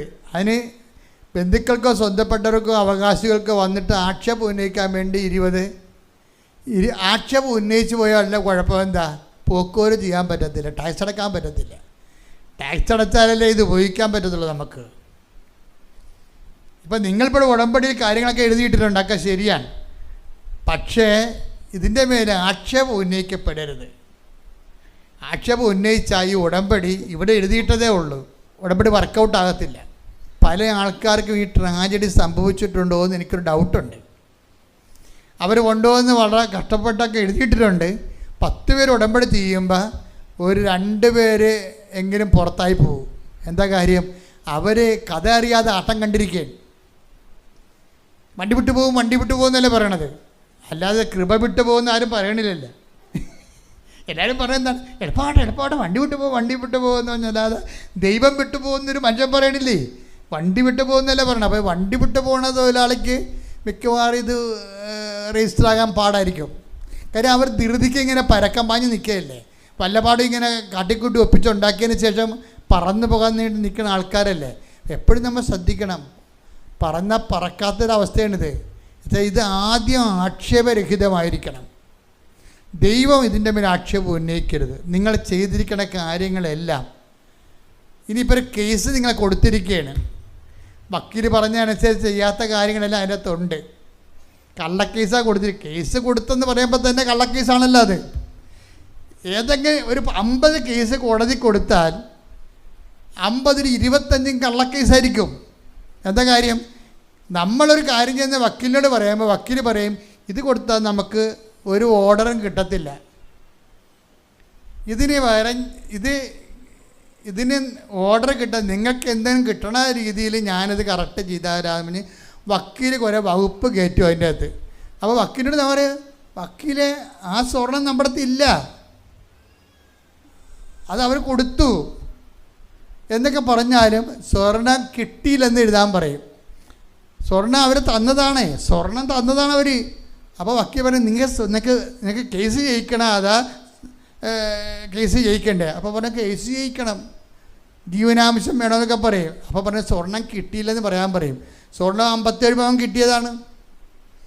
കിട്ടിയ സ്വർണം കിട്ടിയില്ലെന്ന് എഴുതി വെച്ചാൽ വന്ന് ഉടമ്പടി എടുത്തുള്ള അവസ്ഥ എന്താണ്? ആക്ഷേപമായില്ല. അപ്പം തന്നെ പറഞ്ഞ വല്ല മനസ്സിലാകുന്നുണ്ടോ? നിങ്ങൾക്ക് കിട്ടിയ സ്വർണം കിട്ടിയില്ലെന്നാണ് വക്കീൽ പറയണത്. നിങ്ങൾ ഒപ്പിട്ട് കൊടുത്തിരിക്കുകയാണ് പിശാച്. പിന്നെ കിട്ടിയ സ്വർണം കിട്ടിയില്ലെന്ന് ഒപ്പിട്ട് കൊടുത്തു കഴിഞ്ഞാൽ പിന്നെ എങ്ങനെയാണിത്? അപ്പോൾ കള്ളത്തരല്ലേ അത്? അപ്പോൾ എന്നിട്ട് ഈ ആൾക്കാർ വന്നിട്ട് ഉടമ്പടി എടുത്ത് എങ്ങനെ ഉടമ്പടി നിൽക്കണത്? അപ്പം നിങ്ങൾ ഒരു കാര്യത്തിൽ തീരുമാനിക്കണം. ഒന്ന് കേസ് പിൻവലിക്കണം, അവരുമായിട്ട് out of the court settlement ചെയ്യണം. എന്നിട്ട് നിങ്ങൾക്ക് സത്യസന്ധമായ വഴി നിൽക്കണം. ഈ വിഷയം സത്യസന്ധമായ വഴി നിൽക്കാൻ നിങ്ങൾക്ക് പറ്റത്തില്ലല്ലോ. നിങ്ങൾ എടുപ്പെടുത്ത് ഇറങ്ങിപ്പോന്ന പാർട്ടിയല്ലേ, അവിടെയൊക്കെയാണ് ഈ പ്രശ്നം വരുന്നത്. ആക്ഷേപരഹിതമായിരിക്കണം ഉടമ്പടി. നിങ്ങൾ അവിടുത്തെ പണി കൂടുന്ന അനുസരിച്ചല്ലേ. ഇപ്പം ചില ആൾക്കാർ ചില അമ്മായിയമ്മമാർ രാവിലെ വിട്ടു പോകും ജോലിക്ക്. അപ്പം നമ്മളവർക്ക് വേഗം പിടിച്ച് നോക്കി പോകുമ്പോൾ ജോലിക്കുള്ള തീഷ്ണത കൊണ്ടാണ്. അതൊന്നുമല്ല, മരുമകൾക്ക് പണി കൊടുക്കാൻ വേണ്ടി വരുന്നതാണ്. ബാക്കി എല്ലാ പണിയും കൊണ്ട് രാത്രി തിന്നതിൻ്റെ കലവും ചട്ടിയും വരെ അവിടെ കിടപ്പുണ്ടാവും. ഈ പിശാച് പോയി കുളിച്ചിട്ട് നേരെ ഉടുപ്പും നോക്കി പൗഡർ ഇട്ട് നേരെ പോന്നിരിക്കുകയാണ് ജോലിക്ക്. അപ്പോൾ എന്താ സംഭവം? ആ സാധനം മൊത്തം അവളെ കൊണ്ട് കഴിക്കും. വന്നാലും ഇവർ മാറി കിടക്കും. ഇത് അമ്മായിയമ്മയും ചെയ്യുന്നുണ്ട്, മരുമോളും ചെയ്യുന്നുണ്ടേ. മരുമോൾ ഇത് തന്നെ ചെയ്യണത്. എന്നിട്ട് വന്നാൽ ഉടനെ മാറി കിടക്കും. കിടന്നിട്ട് കുറച്ച് കഴിയുമ്പോൾ പോയി ഭക്ഷണം കഴിക്കും. അപ്പോൾ പിന്നെ കൊന്തയുടെ സമയമായി. കൊന്തയ്ക്ക് വേണേൽ കൊന്ത ചെല്ലിക്കൊണ്ടിരിക്കുന്ന സമയത്ത് കൊച്ചിനെ പിച്ച് നോവിക്കും. കൊച്ചു കിടന്ന് കാറും കൊച്ചിനെയും കൊണ്ട് പുറത്തോട്ട് പോകും. അപ്പോൾ കൊന്തേവില്ല, തീർന്നില്ല പരിപാടി. ഇങ്ങനെയുള്ള പരിപാടികളെല്ലാം ചെയ്തതിന് ശേഷം ഈ ഉടമ്പടി ആക്ഷേപരഹിതമാകത്തില്ല. ഇത് കർത്താവ് ഇതെല്ലാം ഇങ്ങനെ നോക്കിക്കൊണ്ടിരിക്കുകയല്ലേ, അപ്പം റെക്കോർഡ് ചെയ്ത് പോകുകയല്ലേ ഈ സാധനം. അതുകൊണ്ട് ഒരുമാരപ്പെട്ട വയ്ക്കുമ്പോൾ ഇങ്ങനെയുള്ള അലമ്പ് പരിപാടിയൊക്കെ കയ്യിലുണ്ടെങ്കിൽ അതൊക്കെ അവസാനിപ്പിച്ചിട്ട് സത്യസന്ധമായിരിക്കണം ഉടമ്പടി. പ്രാർത്ഥിക്കുക, കർത്താവ് ദൈവമേ, എൻ്റെ ഉടമ്പടി ആക്ഷേപരഹിതമാകാൻ വചനത്തിന്റെ വിശുദ്ധിയോടെ ഉടമ്പടിയെ സമീപിക്കുവാൻ എന്നെ സഹായിക്കണമേ. ശ്രുതിക്കട്ടെ, ഹല്ലേലൂയ.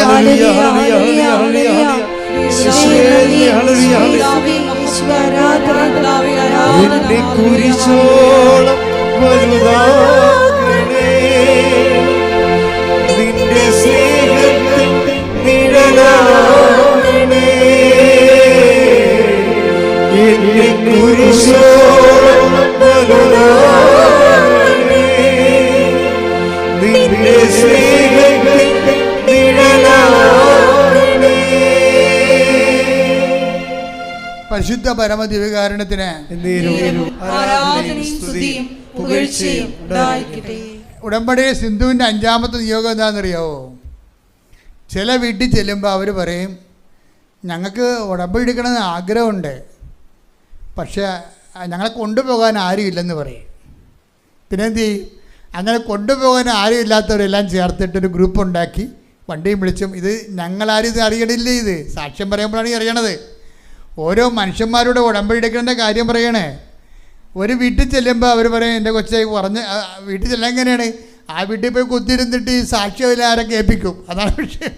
ഈ പത്രം കൊണ്ടുപോയി യൂട്യൂബിലെ സാക്ഷ്യം എല്ലാവരെ കേൾപ്പിക്കും.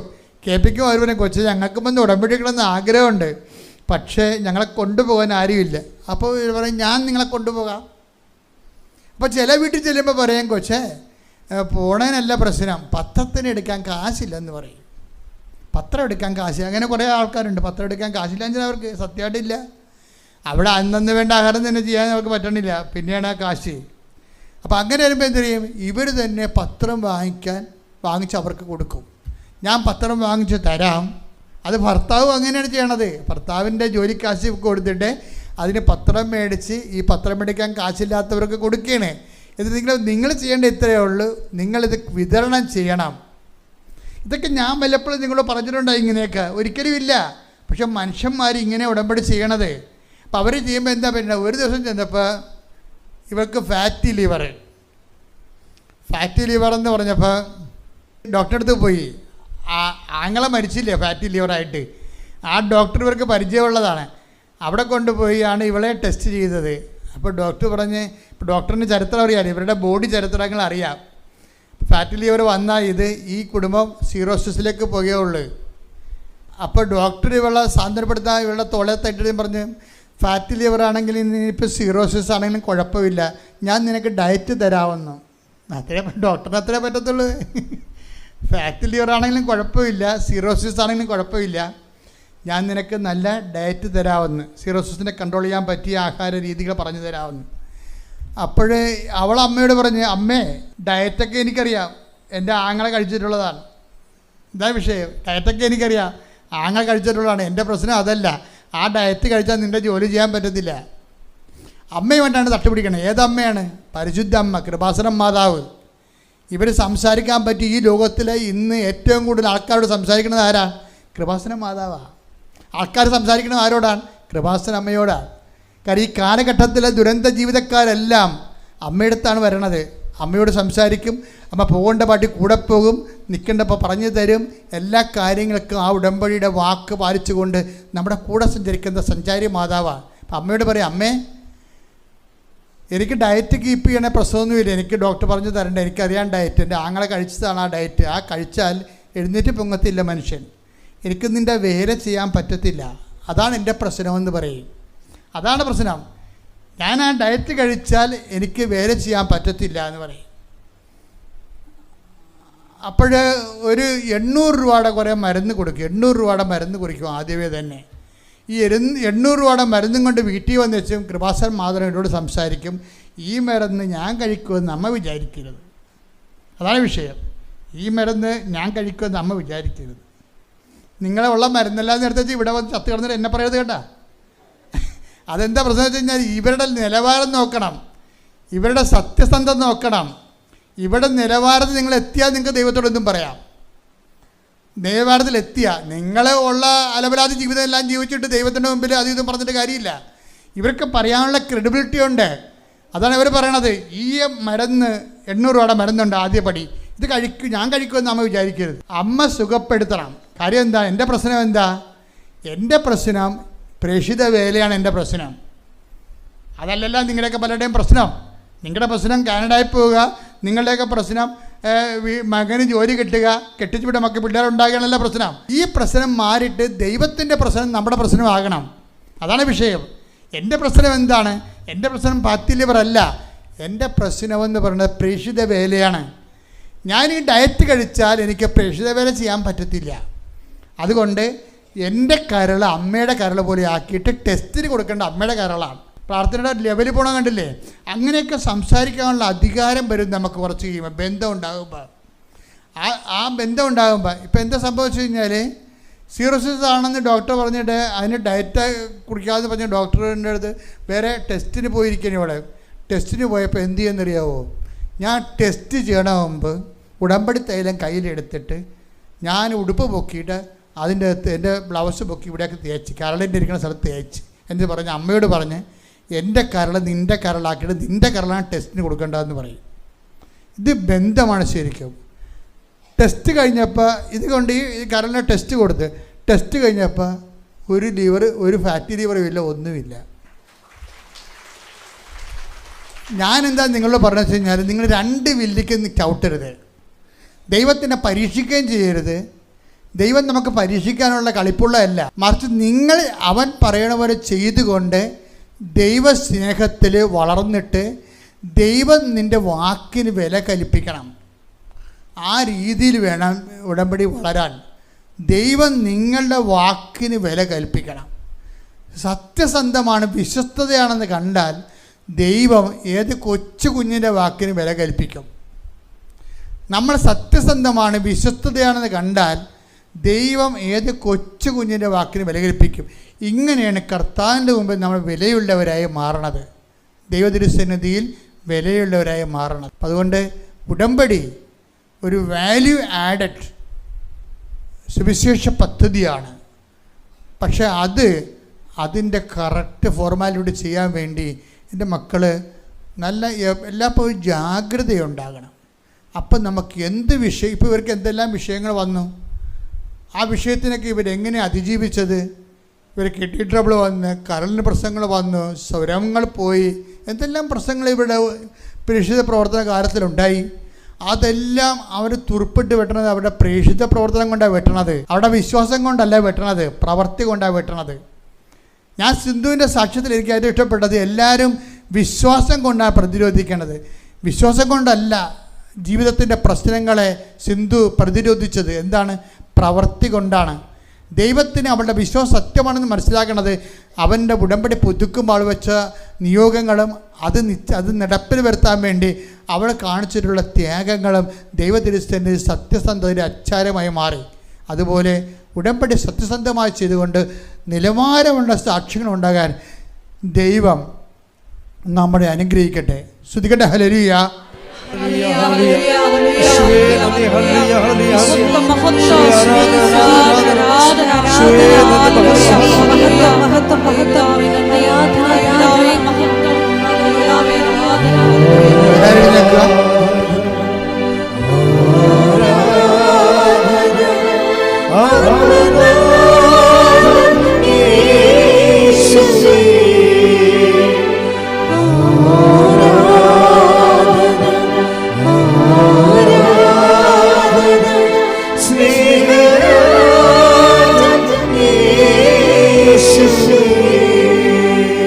പരിശുദ്ധ പരമ ദിവ്യകാരുണ്യത്തിന് ആരാധനയും സ്തുതിയും പുകഴ്ചയും ഉണ്ടായിരിക്കട്ടെ. പരിശുദ്ധ പരമ ദിവ്യകാരുണ്യത്തിന് ആരാധനയും സ്തുതിയും പുകഴ്ചയും ഉണ്ടായിരിക്കട്ടെ.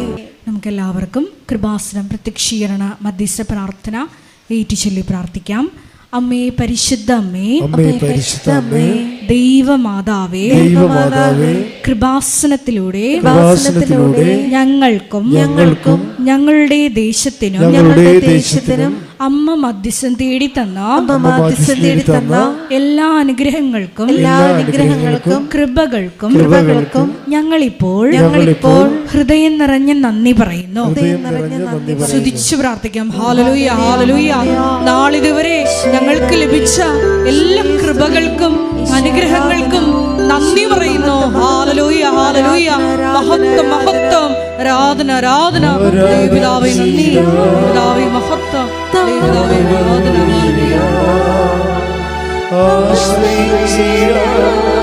ദിവ്യകാരുണ്യത്തെ ആരാധിച്ചിടാം,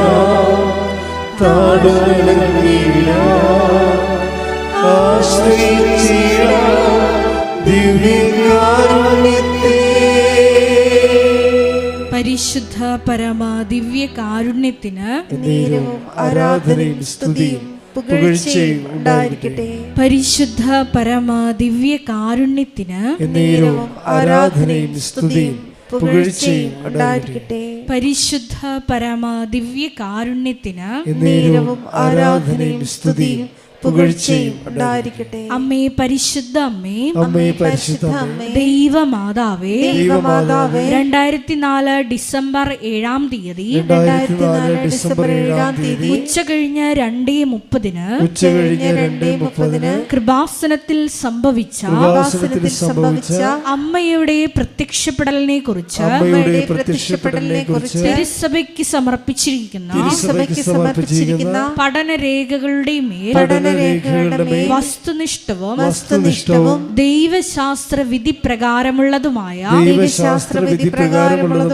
അന്വേഷണ പഠനങ്ങൾ നടത്തി ആ പ്രത്യക്ഷപ്പെടലിലൂടെ പ്രകടമായ ദൈവമാതാവിന്റെ പ്രത്യേക കരുതലും സംരക്ഷണവും വെളിപ്പെടുത്തുന്ന പീഡിതരുടെ ആശ്വാസവും പ്രവാചകന്മാരുടെ രാജ്ഞിയും വാഗ്ദാനത്തിന്റെ പേടകവും പ്രപഞ്ച പ്രകൃതിയുടെ മാതാവുമായ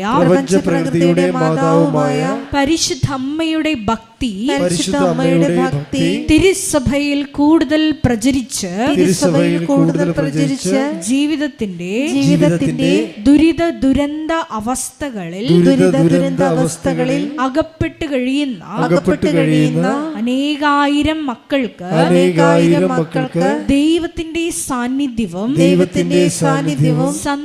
സന്ധിപ്പും കൂടുതൽ അനുഭവിക്കുക വഴി ആത്മീയ വിശുദ്ധിയും ദൈവശക്തിയും കൈവരിക്കുവാൻ ഞങ്ങളുടെ കുടുംബങ്ങളെ ഇടയാക്കണമേ.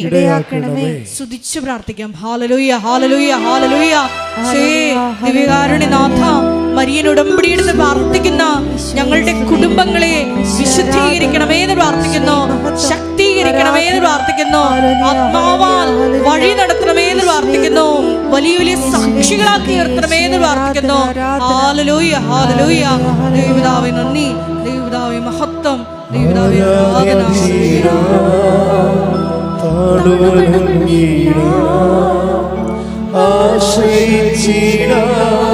ദിവ്യകാരുണ്യത്തെ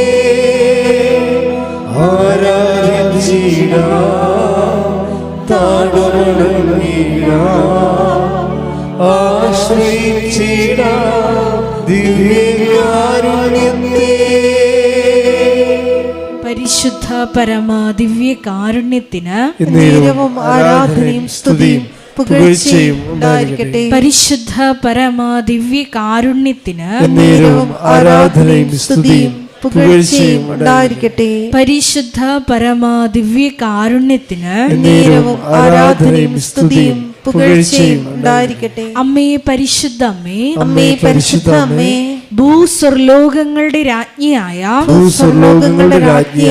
അങ്ങേയ്ക്ക് ഭൗമ സംരക്ഷണത്തിനായി പ്രപഞ്ച പ്രകൃതിയെ തന്നെ തിരുസഭ പ്രതിഷ്ഠിക്കുവാൻ ഈ പ്രത്യക്ഷീകരണം വഴി ഇടയാക്കണമേ. പരിശുദ്ധ അമ്മേ, ജപ ജപമാല മാതാവേ, ജപമാല മാതാവേ, സകല കൃപാസനം പ്രാർത്ഥനകളോടും ചേർത്ത്, സകല കൃപാസനം പ്രാർത്ഥനകളോടും ചേർത്ത് ഞങ്ങളിപ്പോൾ പ്രാർത്ഥിക്കുന്ന ഈ സമൂഹത്തിന്റെ പ്രത്യേക നിയോഗങ്ങളും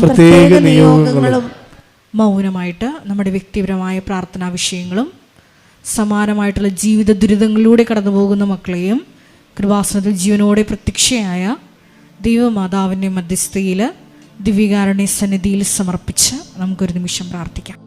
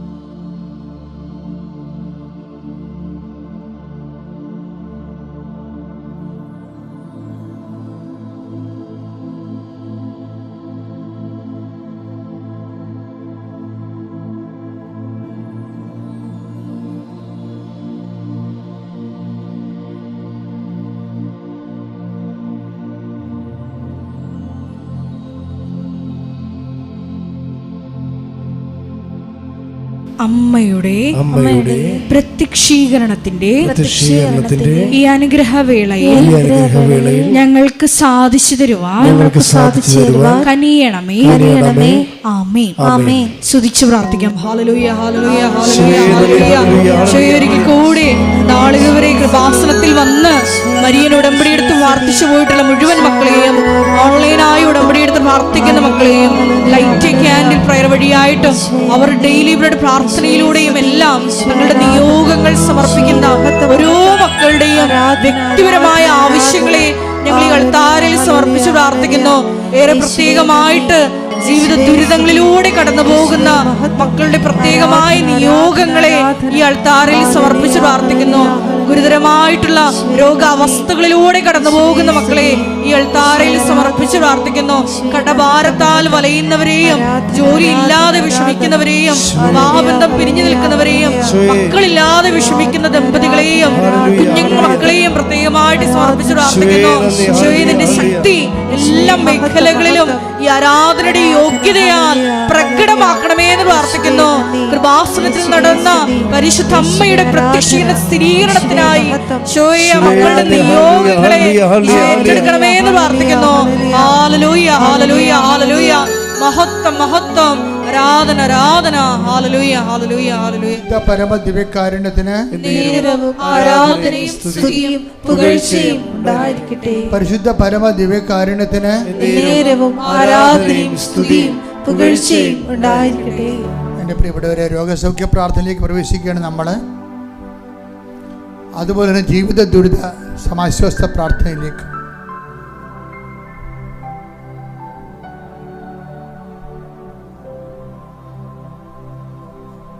കൈകൾ കൂപ്പി ശ്രദ്ധയോടുകൂടി ഈ ധ്യാനത്തിൽ പങ്കെടുക്കാൻ കർത്താവ് അനുവദിച്ചതിന് നന്ദി പറഞ്ഞുകൊണ്ട് കർത്താവിൻ്റെ തിരുസന്നിധി വിശുദ്ധിയോടെ ദൈവസ്നേഹത്തോടെ നമുക്കായിരിക്കാം. കർത്താവേ, നിന്റെ ഉന്നതമായ നാമത്തിന് സ്വസ്ഥം ചെയ്യുന്നു. കർത്താവേ, നിന്റെ വിശുദ്ധ പൗരോഹിത്യത്തെ മഹത്വപ്പെടുത്തണമേ. കർത്താവേ, സഭയിലുള്ള സാന്നിധ്യം പ്രകടമാക്കണമേ. 40 വർഷം ഞാൻ അർപ്പിച്ച കൃപാനയുടെ യോഗ്യതയാൽ കൃപാസനത്താരെ ജീവനോടെ പ്രത്യക്ഷപ്പെട്ട പരിശുദ്ധ അമ്മയുടെ മാധ്യസ്ഥത ദൈവമേ, നിന്റെ പുത്രൻ്റെ തിരിച്ചോരയിൽ നീ വീണ്ടെടുത്ത നിന്റെ അവകാശമോഹരിമാൻ ജനങ്ങൾക്ക് വേണ്ടി മോശയെപ്പോലെ, അബ്രാഹത്തെ പോലെ, എല്ലാ അപ്പോസ്തലന്മാരെ പോലെ യേശുക്രിസ്തുവിന്റെ നാമത്തിൽ പ്രാർത്ഥിക്കുന്ന ശ്രദ്ധിക്കട്ടെ.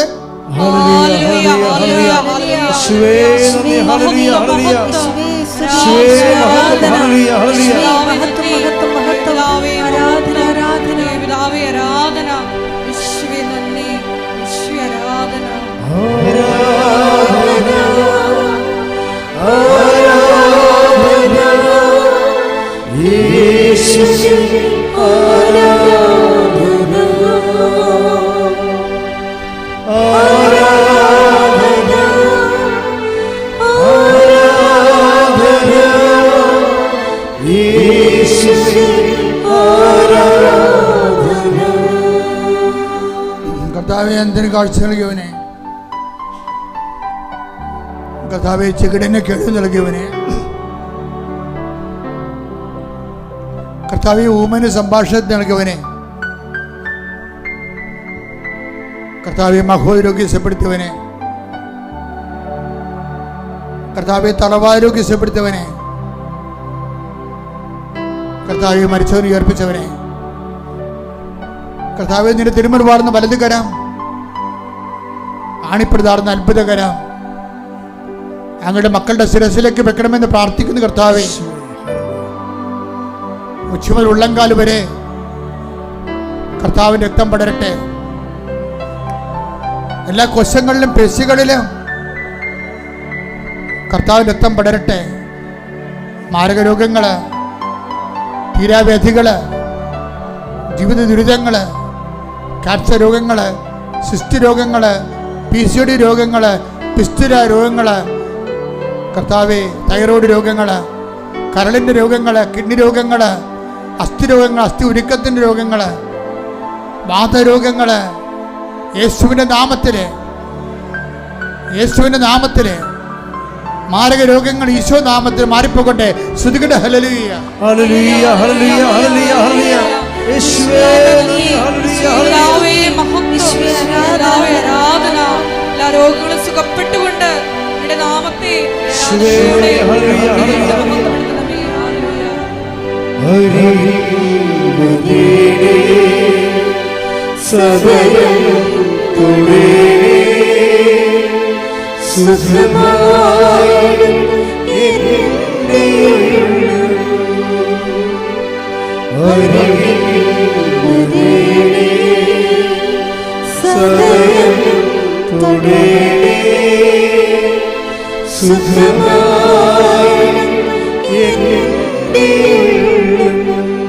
മക്കളെ, വിശപ്പ് രോഗികള്, ത്വക്ക് രോഗികള്, വെള്ളപ്പാണ്ടുള്ളവര്, ചിരങ്ങ് രോഗികള്, പൊറുക്കാത്ത വ്രണങ്ങള്, ഷുഗർ രോഗങ്ങള്, മൂലമുണ്ടായ രോഗങ്ങള്, മരുന്ന് കഴിച്ചിട്ട് അതിൻ്റെ സൈഡ് എഫക്ട്സ് മൂലം ഉണ്ടാകുന്ന രോഗങ്ങള് കർത്താവിൻ്റെ രക്തത്തെ കഴുകട്ടെ.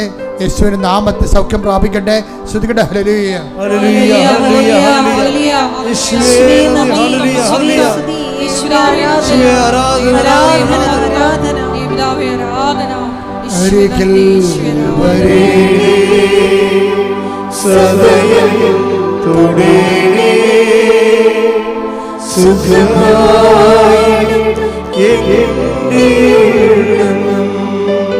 പരിശുദ്ധ പരമദിവ്യകാരുണ്യത്തിന് എൻ്റെ മക്കളെ, ജപ്തി നടപടികൾ നേരിടുന്നവര്, ജോലി ഇല്ലാത്തവര്, ജോലി നഷ്ടപ്പെട്ടവര്, യുദ്ധക്കെടുതിയുടെ ഭവിഷ്യത്ത് അനുഭവിക്കുന്നവര്, ഇത്രയും വേഗം യുദ്ധം അവസാനിപ്പിച്ചുകൊണ്ട് സമാധാനത്തിൽ ലോകം തിരിച്ചു വരുന്നതിന് വേണ്ടി ശ്രുതിക്കട്ടെ. ശ്രുതികട്ടെ ഹല്ലേലൂയ.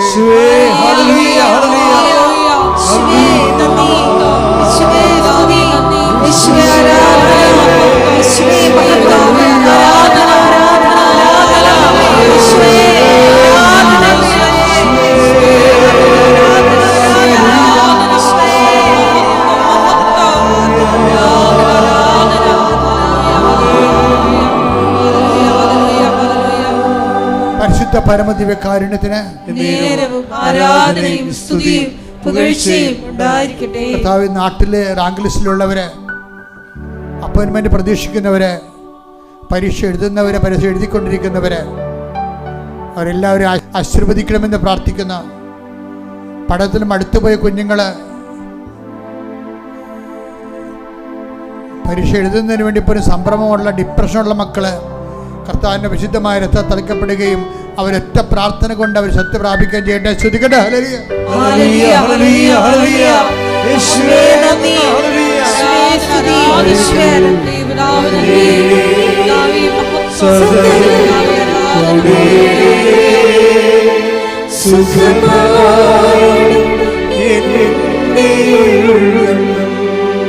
യാത്രയിലിരിക്കുന്നവര്, യാത്ര ചെയ്യാൻ പോകുന്നവര്, യാത്രയ്ക്ക് തടസ്സം വന്നിട്ടുള്ളവര്, വിസ വന്നു പക്ഷെ ടിക്കറ്റ് വന്നില്ലെന്ന് പറയുന്നവര്, വിസ പുതുക്കി കിട്ടാത്തവര്, വർക്ക് പെർമിറ്റ് പുതുക്കി കിട്ടാത്തവര്, വീട്ടുതടങ്കിൽ കഴിയുന്നവർ, അവരുടെ മേലെല്ലാം കർത്താവിൻ്റെ രക്തം പടരട്ടെ. യേശുക്രിസ്തു ഉന്നതമായ നാമത്തിൽ അവിടെ അടഞ്ഞുപോയ വാതിലുകൾ യേശുക്രിസ്തു നാമം തുറക്കപ്പെടട്ടെ. ശ്രുതികട്ടെ.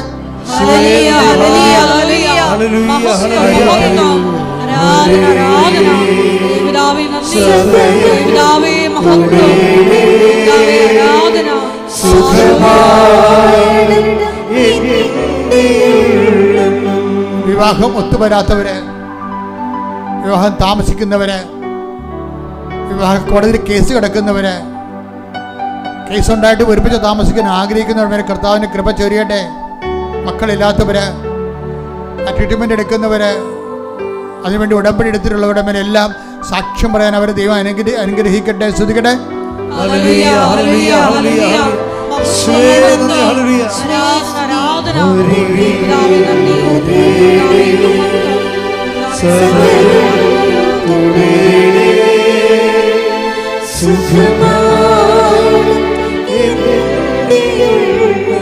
സാമ്പത്തിക കടങ്ങളിൽ വിഷമിക്കുന്നവര്, നിപ്പി നടപടി നേരിട്ടിട്ടുകൊണ്ട് അപ്പോൾ വീട്ടിൽ നിന്ന് ഇറങ്ങേണ്ടി വന്നിട്ടുള്ളവര്, പലതരത്തിലുള്ള സാമ്പത്തിക പീഡകൾ അനുഭവിക്കുന്നവര്, തൊഴിൽപരമായ ഞെരുക്കങ്ങളും വരുമാനമാർഗം മുട്ടിപ്പോയവര്, കുടുംബത്തിലുണ്ടാകുന്ന പലതരത്തിലുള്ള ദുരിതങ്ങൾ, അസമാധാന അവസരങ്ങൾ എല്ലാം പരിശുദ്ധ ദേവമാതാവിന്റെ മധ്യസ്ഥ ഈശോ ഏറ്റെടുക്കട്ടെ. ശ്രദ്ധിക്കട്ടെ.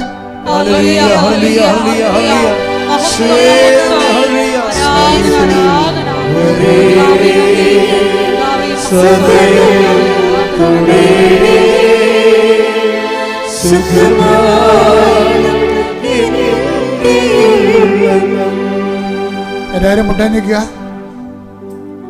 കൈകൾ കൂപ്പി മൗനമായി പ്രാർത്ഥിക്കുക, വ്യക്തിപരമായ ആവശ്യങ്ങൾക്ക് വേണ്ടി പ്രാർത്ഥിക്കുക.